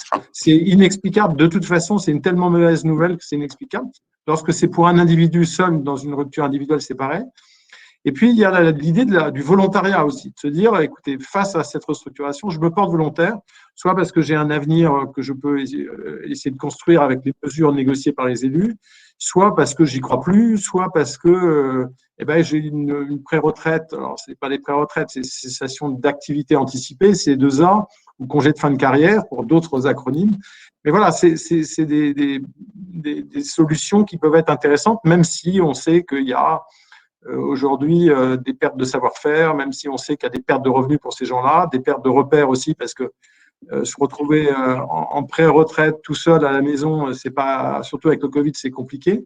Et donc, je voulais revenir là-dessus sur déjà le choix des mesures, parce que finalement, un APC, on a l'impression qu'un APC, c'est formidable, et ceux qui refusent, qui peuvent aussi avoir de bonnes raisons de refuser, n'ont pas, si ce n'est pas négocié, de mesures d'accompagnement, comme le congé de mobilité, etc. Donc, je pense aux ruptures conventionnelles individuelles, qui sont le plus gros volet. Les PSE, je crois que c'est moins de 10% des entrées au Pôle emploi en volume. Donc, c'est pour relativiser, je pense au RCI, etc. Donc, je voulais dire aussi en préambule, avant d'arriver au sujet des solutions et de notre capacité à apporter des solutions, qu'au niveau du Syntec, on avait fait des propositions en écoutant les DRH et les organisations syndicales qui étaient liées à la situation d'urgence de Covid. Je comprends que l'État n'ait pas envie de remettre au goût du jour des pré-retraites à l'heure où il y a un sujet de retraite de fond.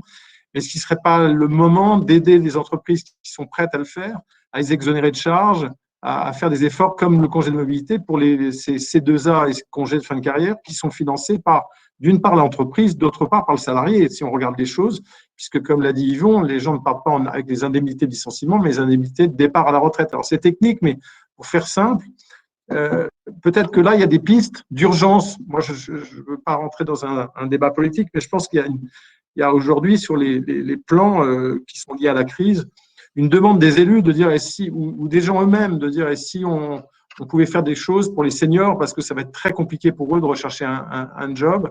Et donc, les pistes évoquées par Yvon ou Daniel sont intéressantes. Il y avait la possibilité aussi, on parle de congé de mobilité, congé de reclassement, c'est ouvert uniquement aux entreprises de plus de 1000 en Europe.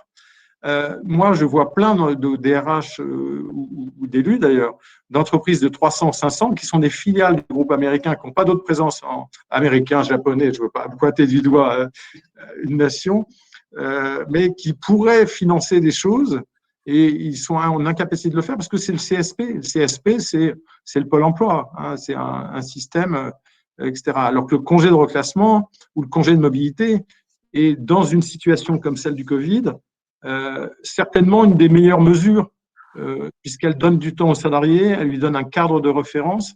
Hein, le congé de mobilité, le congé de reclassement, selon les circonstances, c'est une suspension de contrat de travail où le salarié est payé finalement à une allocation pour chercher un job, monter sa boîte, se reconvertir, etc. Donc, c'est une mesure positive. Ça reporte l'accès, contrairement au CSP, ça reporte l'accès au Pôle emploi, donc c'est bon pour la collectivité. Voilà, donc une des demandes, c'était d'étendre ça aux entreprises plus petites qui seraient volontaires. Ce n'est pas de charger les entreprises, bien entendu, hein, mais voilà. Donc, je voulais dire ça parce qu'on a essayé d'apporter cette contribution au niveau du Syntec. Alors, sur les offres valables d'emploi. Alors, le sujet qui est attendu par des cabinets de reclassement, c'est le sujet du reclassement, de la reconversion, d'aider les gens à trouver des solutions. Et pour moi, il y a deux temps qui sont liés à ce qu'on a évoqué aujourd'hui, qui ont posé des problèmes aux élus. Je vais y revenir tout de suite sur la mise en place de dispositifs de soutien dès le début de l'annonce. La partie antenne emploi, la partie out placement, c'est lorsque c'est fini, lorsque la personne est notifiée, on lui propose l'accompagnement par un cabinet de reclassement, d'out placement, etc. Et on va accompagner le salarié. Mais en anticipation de ça, si par exemple dans le cas de Daniel, on annonce à quelqu'un que son emploi est supprimé dans 2 ans, il se retrouve seul face à cette situation. Seul, il peut se mettre en mouvement, il a besoin d'informations, il y a des rumeurs, il y a du soutien psychologique à lui apporter.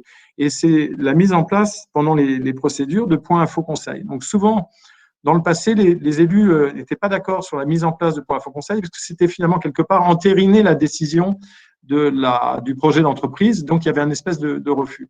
Et là, on voit avec la crise et puis avec, je pense, les ordonnances, etc. Aujourd'hui, c'est une mesure qui est demandée au cabinet de reclassement ou d'accompagnement, qui est de mettre en place des dispositifs d'anticipation, et notamment s'il y a du volontariat, parce que ça, c'est un sujet, c'est de sécuriser le volontariat, que ce soit pour des mesures d'âge, parce qu'il y a beaucoup de gens à qui il manque des trimestres, il y a des gens qui ont des fausses informations sur leur retraite, donc il est important de bien informer, de sécuriser ces départs en mesure d'âge, mais aussi pour les gens qui partent en départ volontaire en disant je vais faire une formation, je vais créer ma boîte, etc., je vais avoir droit à ça, etc.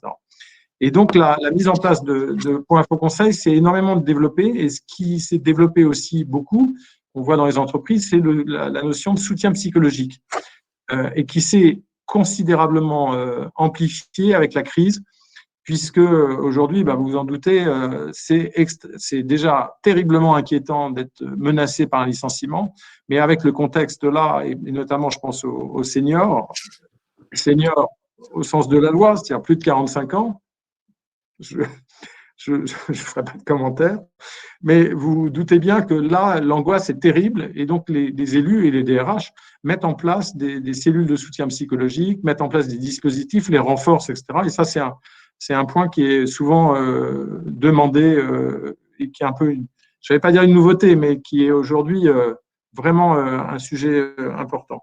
Alors après, la partie, le débat sur les résultats des cabinets de reclassement qui sont souvent, je l'avoue, décriés, etc., c'est qu'est-ce qu'on attend d'un cabinet de reclassement?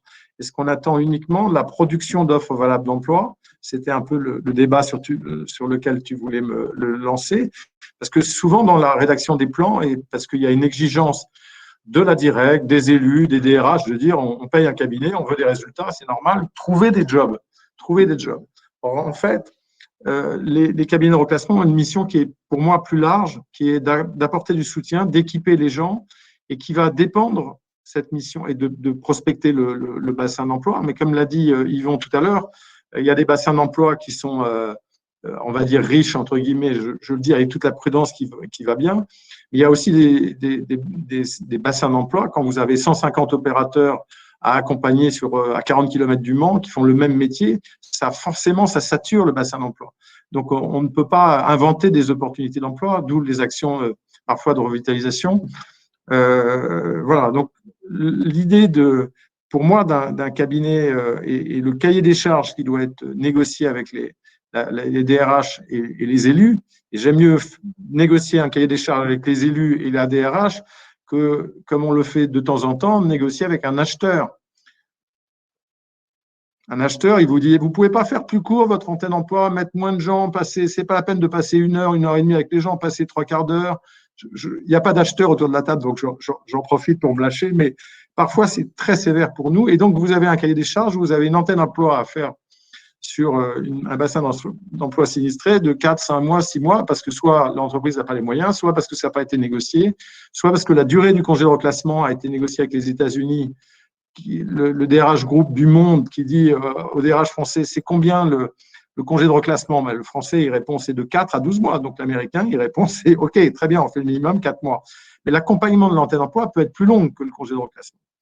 Donc, tout ça, ça va dépendre de ce que sera négocié pendant la procédure, et selon l'acronyme retenu de tout à l'heure, les moyens de l'antenne, les moyens de la cellule de reclassement qui est animée par un cabinet ou qui peut être animée en interne par des élus ou les DRH. J'ai vu les deux dans le passé.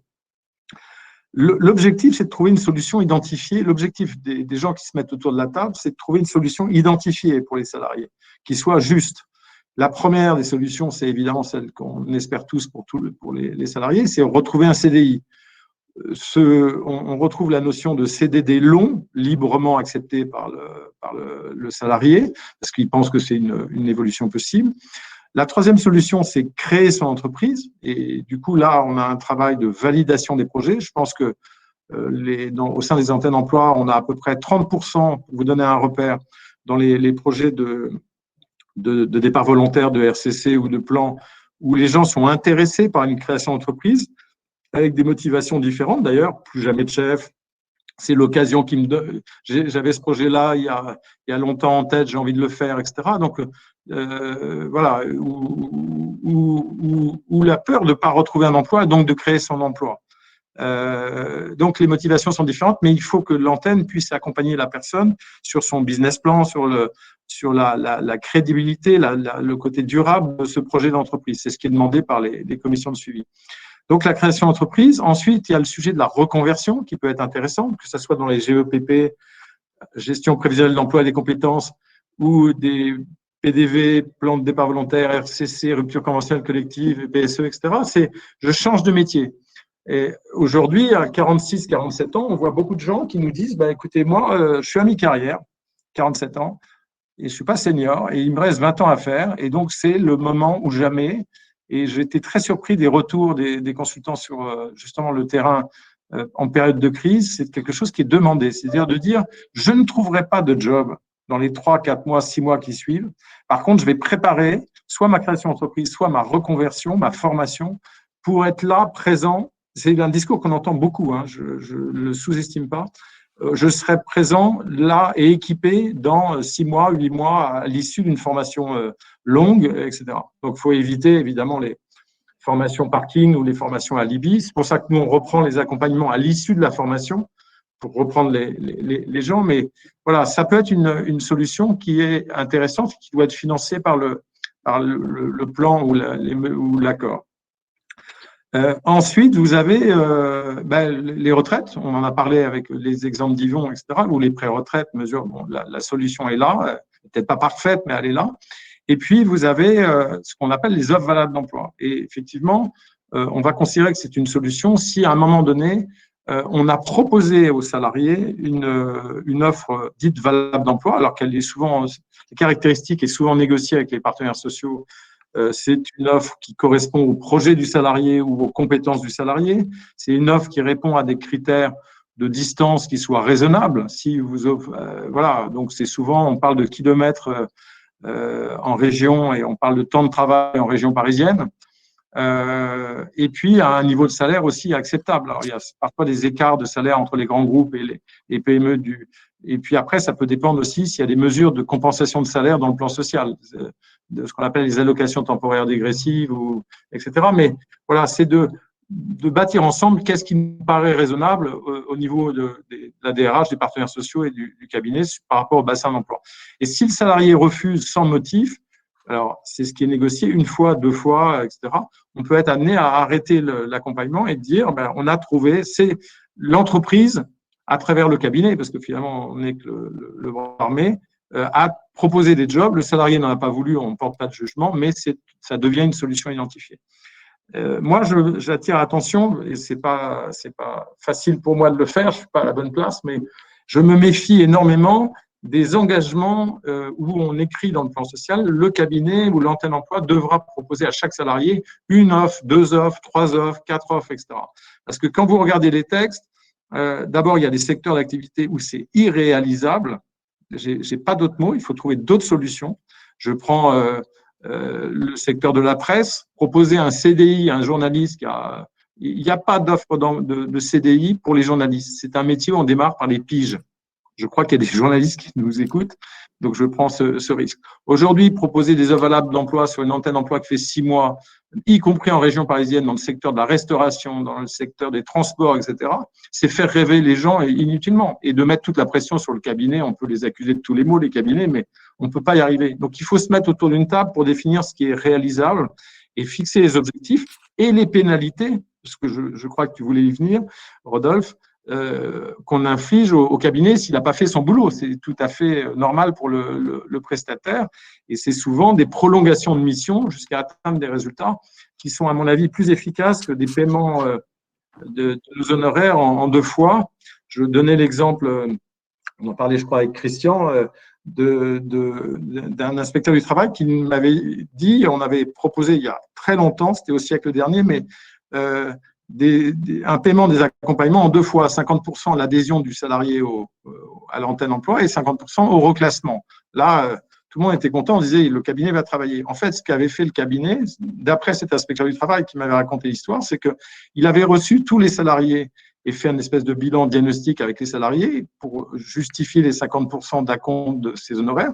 Et après, il avait déterminé, il avait panélisé, je crois on dit, les gens reclassables facilement, pour lesquels il y avait peu d'efforts et où il a gagné de l'argent, les moyens, et ceux irreclassables pour lesquels il consacrait aucune énergie, aucun moyen.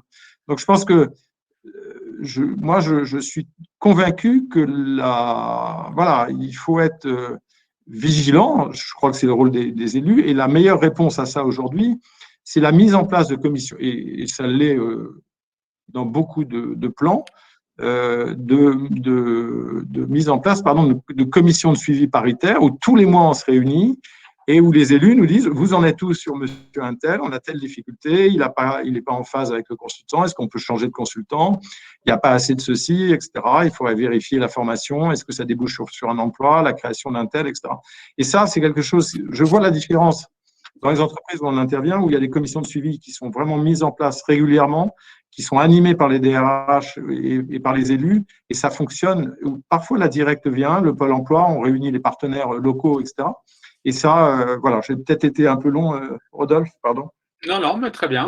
Sujet. Très bien, merci Eric.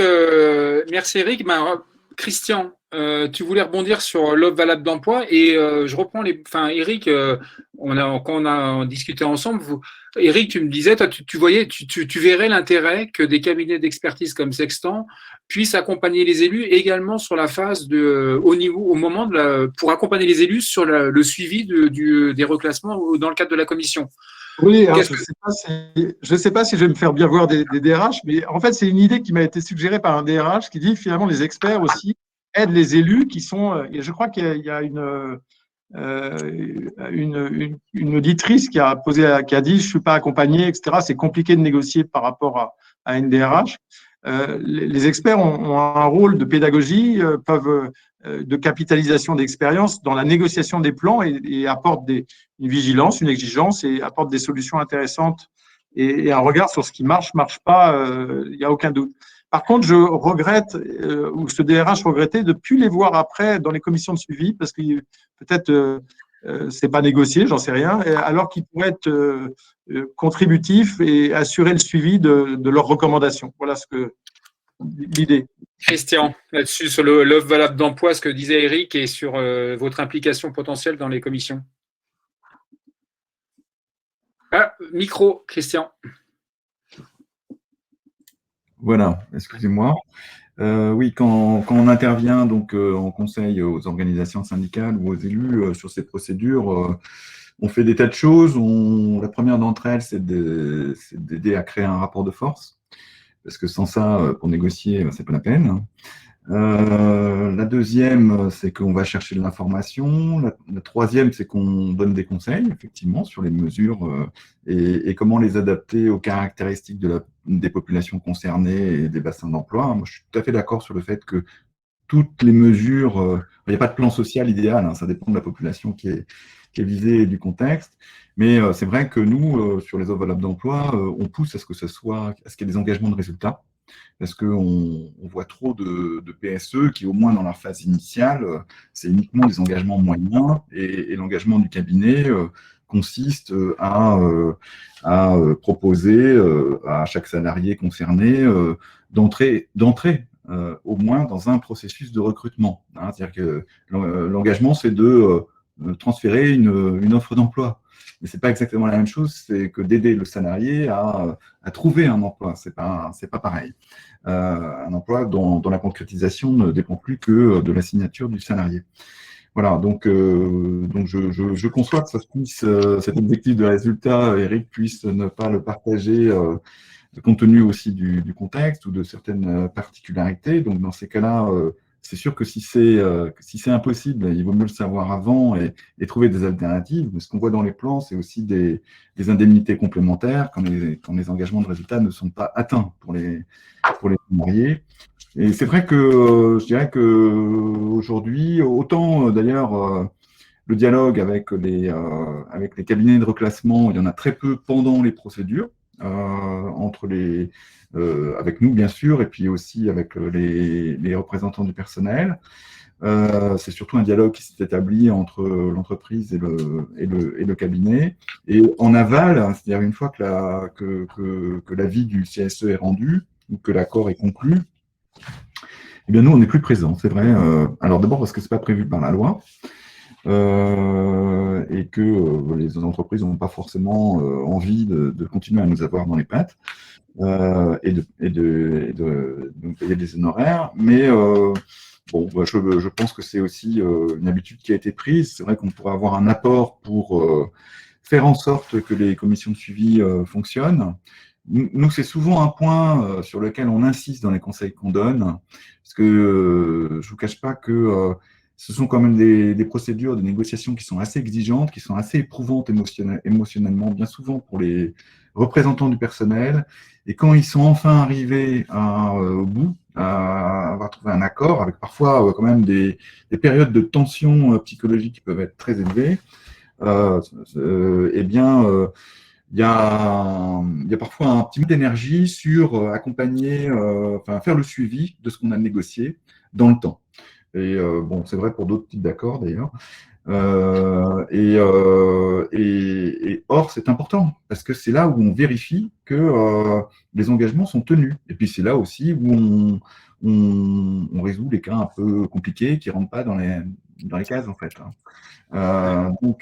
Et ça, c'est souvent. Alors, sur ces procédures, il y a deux choses sur lesquelles ça pêche. Excuse-moi, Christian, mais il faut pas. Le temps tourne. C'est bon. Excuse-moi de t'avoir coupé comme ça dans ton élan, mais vraiment là, c'est ma faute. Je me suis laissé déborder par le temps et là, on est vraiment à côté de la plaque au niveau du timing. Donc, Eric, tu voulais rebondir quand même sur les. Non?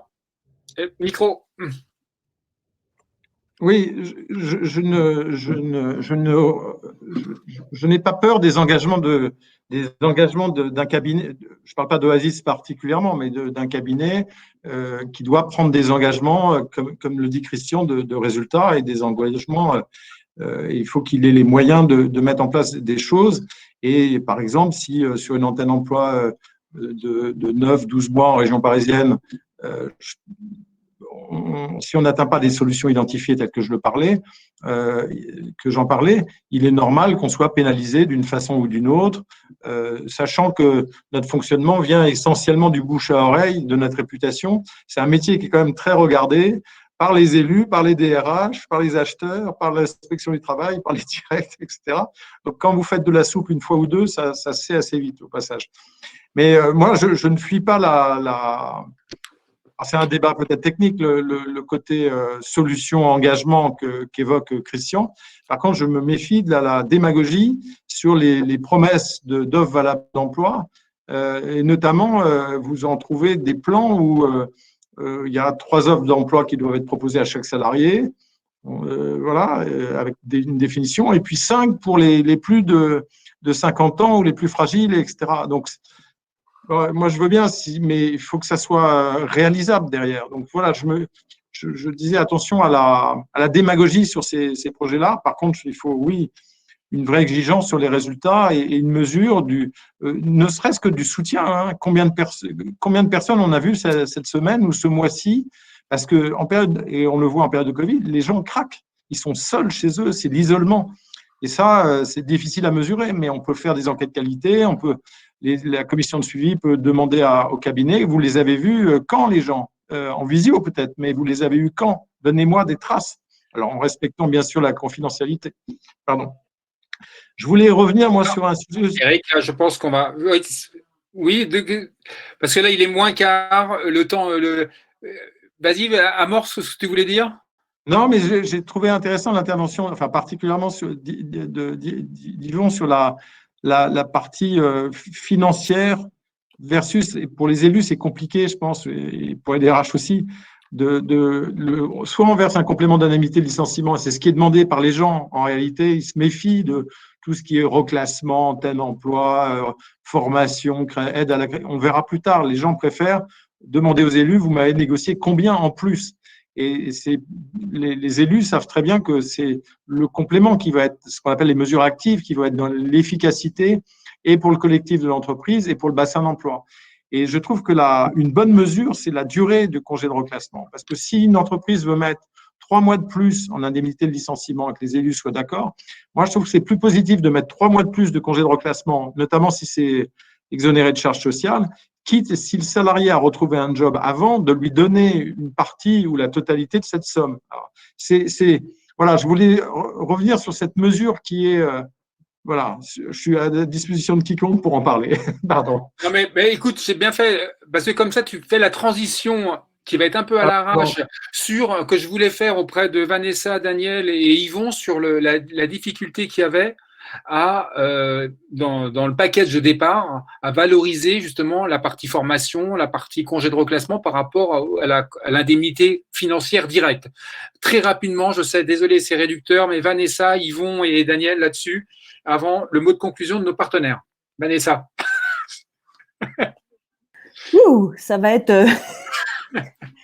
très, très, très rapidement. Oui, c'est assez compliqué. Et puis, il faut savoir que ça ne concerne que les entreprises qui ont les moyens de donner des gros chèques. Donc, on n'est quand même pas dans la majorité des entreprises. Donc, oui, c'est très compliqué. Est-ce qu'on est dans une situation schizophrénique quand même avec des salariés où nous, on est là en train d'essayer de maintenir l'emploi ou de maintenir les compétences pour que le salarié retrouve un emploi, mais que derrière, il y a la question de, OK, vu ce qui se passe, j'ai combien? Voilà, donc c'est ça qui est combien je vais toucher. Donc c'est assez compliqué. Donc voilà, c'est schizophrénique, mais il faut qu'on en passe par là. Je pense qu'on doit négocier quelque chose et on doit être sur du collectif avec tout un tas d'outils et de solutions qui permettent à chaque individu de s'y retrouver dans l'entreprise, parce que la formation est importante pour ceux qui en ont le plus besoin, ou la formation est importante pour ceux qui ne se rendent pas compte qu'ils en ont besoin. Donc ça, c'est encore un autre sujet. Très rapidement, quand même, pour Eric sur les reclassements internes. Il y a un acheteur dans la salle, quand même, que je salue, un ex-collègue, et je pense qu'une des solutions du cahier, il faudrait que le cahier des charges soit aussi négocié avec les représentants du personnel, parce que pour avoir eu des réorganisations, je pense qu'une des solutions, c'est aussi, ça va peut-être pas vous faire plaisir, que vous ayez une partie du paiement qui soit fait sur une concrétisation d'emploi. Et non pas que sur des offres. Bon, ça, c'est encore un autre sujet. Et juste sur les seniors, on en a parlé rapidement tout à l'heure. Sur les seniors, il y a un vrai problème, surtout que dans le Code du travail, en effet, les seniors, c'est 45 ans. On a essayé, il y a plus d'un an, il y a une mission gouvernementale sur les seniors. C'était en décembre, il y a plus d'un an, mais la crise Covid est passée par là, où il y a eu des propositions qui ont été faites. Nous avons fait des propositions au niveau d'UNSA. Il y avait tout un tas de sujets.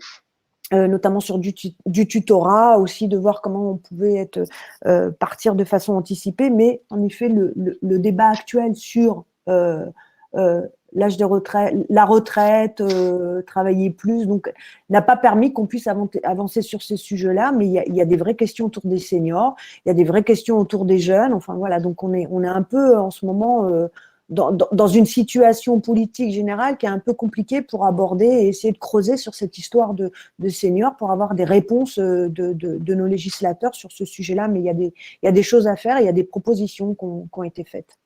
Okay. Merci en tout cas. Merci Vanessa. Yvon, très rapidement, parce que là…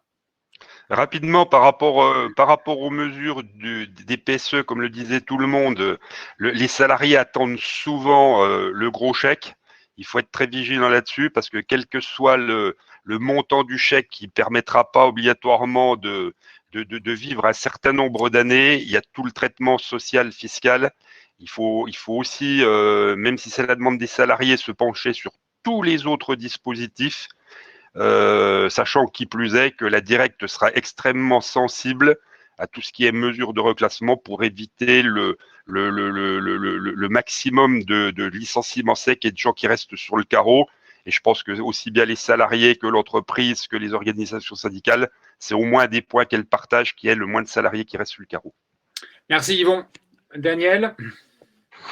Oui, alors moi je suis bien sûr, bien sûr non, mais opposé au supralégal. Moi je privilégie les reclassements. C'est les reclassements qui comptent, c'est les vraies solutions. Alors je sais parfois qu'on est obligé de passer par là pour une supralégale pour obtenir la signature d'un ou des syndicats, mais c'est un leurre, et c'est l'image des PSE en gagne l'auto, et c'est une bêtise, quoi. C'est une bêtise, et il faut qu'on la je lutte contre ça, et en plus, l'expérience qu'on a eue des années avec un plan social très généreux supralégal, et après prud'homme et 11 millions d'euros. Donc, non, merci, je préfère faire des transactions, mais pas de supralégal, soyons clairs. Bon, c'est très clair. Merci, Daniel. Merci à vous. Alors, il y a quelques questions qu'on n'a pas prises, hein, même plusieurs, donc, mais je pense qu'on en a pris quand même l'essentiel. Il y avait une question qui est intéressante sur la notion de compétitivité et productivité, les liens entre les deux, les nuances, etc. Mais on n'y viendra pas. Donc, mot de conclusion, merci à Christian et à Eric pour d'avoir porté cette matinée au nom de Sextant Expertise et d'Oasis Consultant. Donc, petit mot de conclusion pour vous. Et donc, vendredi prochain, avec comment garder la motive pour ceux qui restent. Christian, Eric, très rapidement. Ah, Christian, on ne t'entend pas. Oui, merci à tous. Moi, effectivement, attention effectivement aux indemnités financières qui peuvent servir de miroir aux alouettes. Je pense que c'est un point de consensus. Le plus important, c'est effectivement le reclassement. L'échec, ça part vite. Et voilà, une fois qu'on s'est acheté une nouvelle voiture, on est vite dans la merde. Voilà, c'est pour ça qu'il faut être responsable. Et c'est pas toujours très facile, hein, et parce que aussi on a parfois une pression des salariés. Donc, moi, je voudrais juste conclure en réinsistant, hein, sur l'engagement que ça représente pour les représentants du personnel que de participer à ces procédures et d'être au carrefour de situations assez complexes où il y a des pressions dans tous les sens. Il y a aussi des pressions qui viennent des directions qui sont elles-mêmes stressées.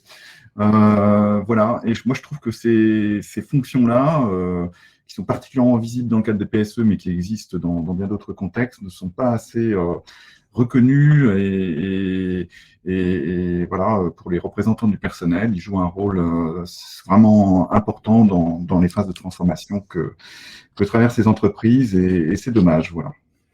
Merci. Eric? Merci à tous. Moi, je suis content, mais un peu frustré finalement du temps, parce que je trouve que l'échange est passionnant et les expériences de chacun sont tellement enrichissantes.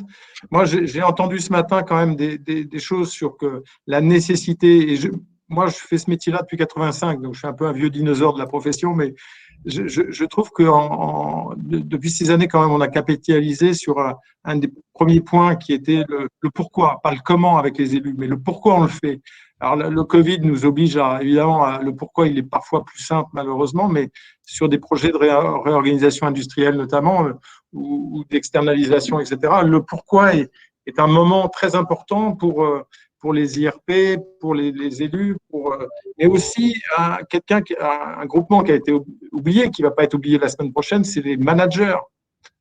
On n'a pas pensé d'eux en tant que relais, mais aussi parce qu'ils sont maintenant souvent concernés par les restructurations à titre personnel. Et bon, voilà, on n'en a pas parlé, mais ça fera l'objet certainement de la prochaine fois. Moi, j'ai retenu le mot anticipation, trouver des espaces de discussion, d'échange, etc., construire ensemble. Mais pour ça, il y a besoin du pourquoi.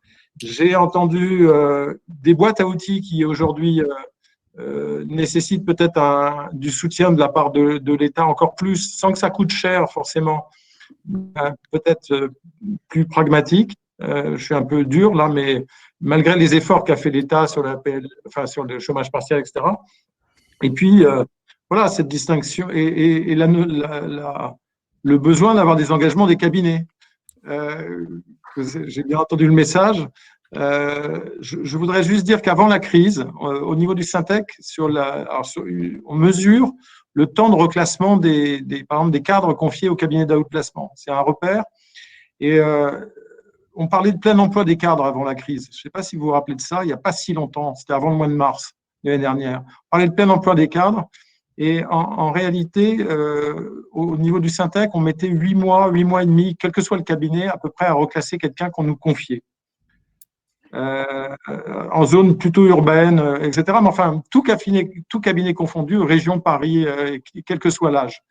Je voulais le mettre en rapport, parce que c'était la question de Rodolphe, avec la durée moyenne qu'un cadre était présent au Pôle emploi. J'avais regardé pour quelqu'un de plus de 50 ans, c'était 600 jours. On parlait de plein emploi des cadres. Un cadre au chômage, c'est 600 jours d'inscription au Pôle emploi. Pour une femme, 660 d'ailleurs, si je me rappelle bien, à laquelle il faut rajouter le préavis, parce que pendant ce temps-là, le salarié cherche un job, le congé de reclassement s'il en bénéficie, ou les suspensions, etc. Donc, le rôle d'un cabinet, voilà, est d'essayer de diviser le temps par 2, voire par 3. Et je pense qu'il faut garder ça en mémoire. Voilà. Entendu. Bah écoutez, merci à vous tous. Et effectivement, c'est frustrant. Donc, mais de toute façon, on n'a pas épuisé le sujet. On remettra le couvert sous d'autres angles, etc. Mais en tout cas, c'est pas limitatif. Mais effectivement, c'est frustrant. Mais je pense que, merci en tout cas d'avoir partagé ce que vous aviez à partager. Et compte rendu à suivre. Le replay, vous le recevez automatiquement dès que je termine la session. Et à bientôt. Et bonne journée à tout le monde. Bonne journée, merci. Au revoir. Au revoir.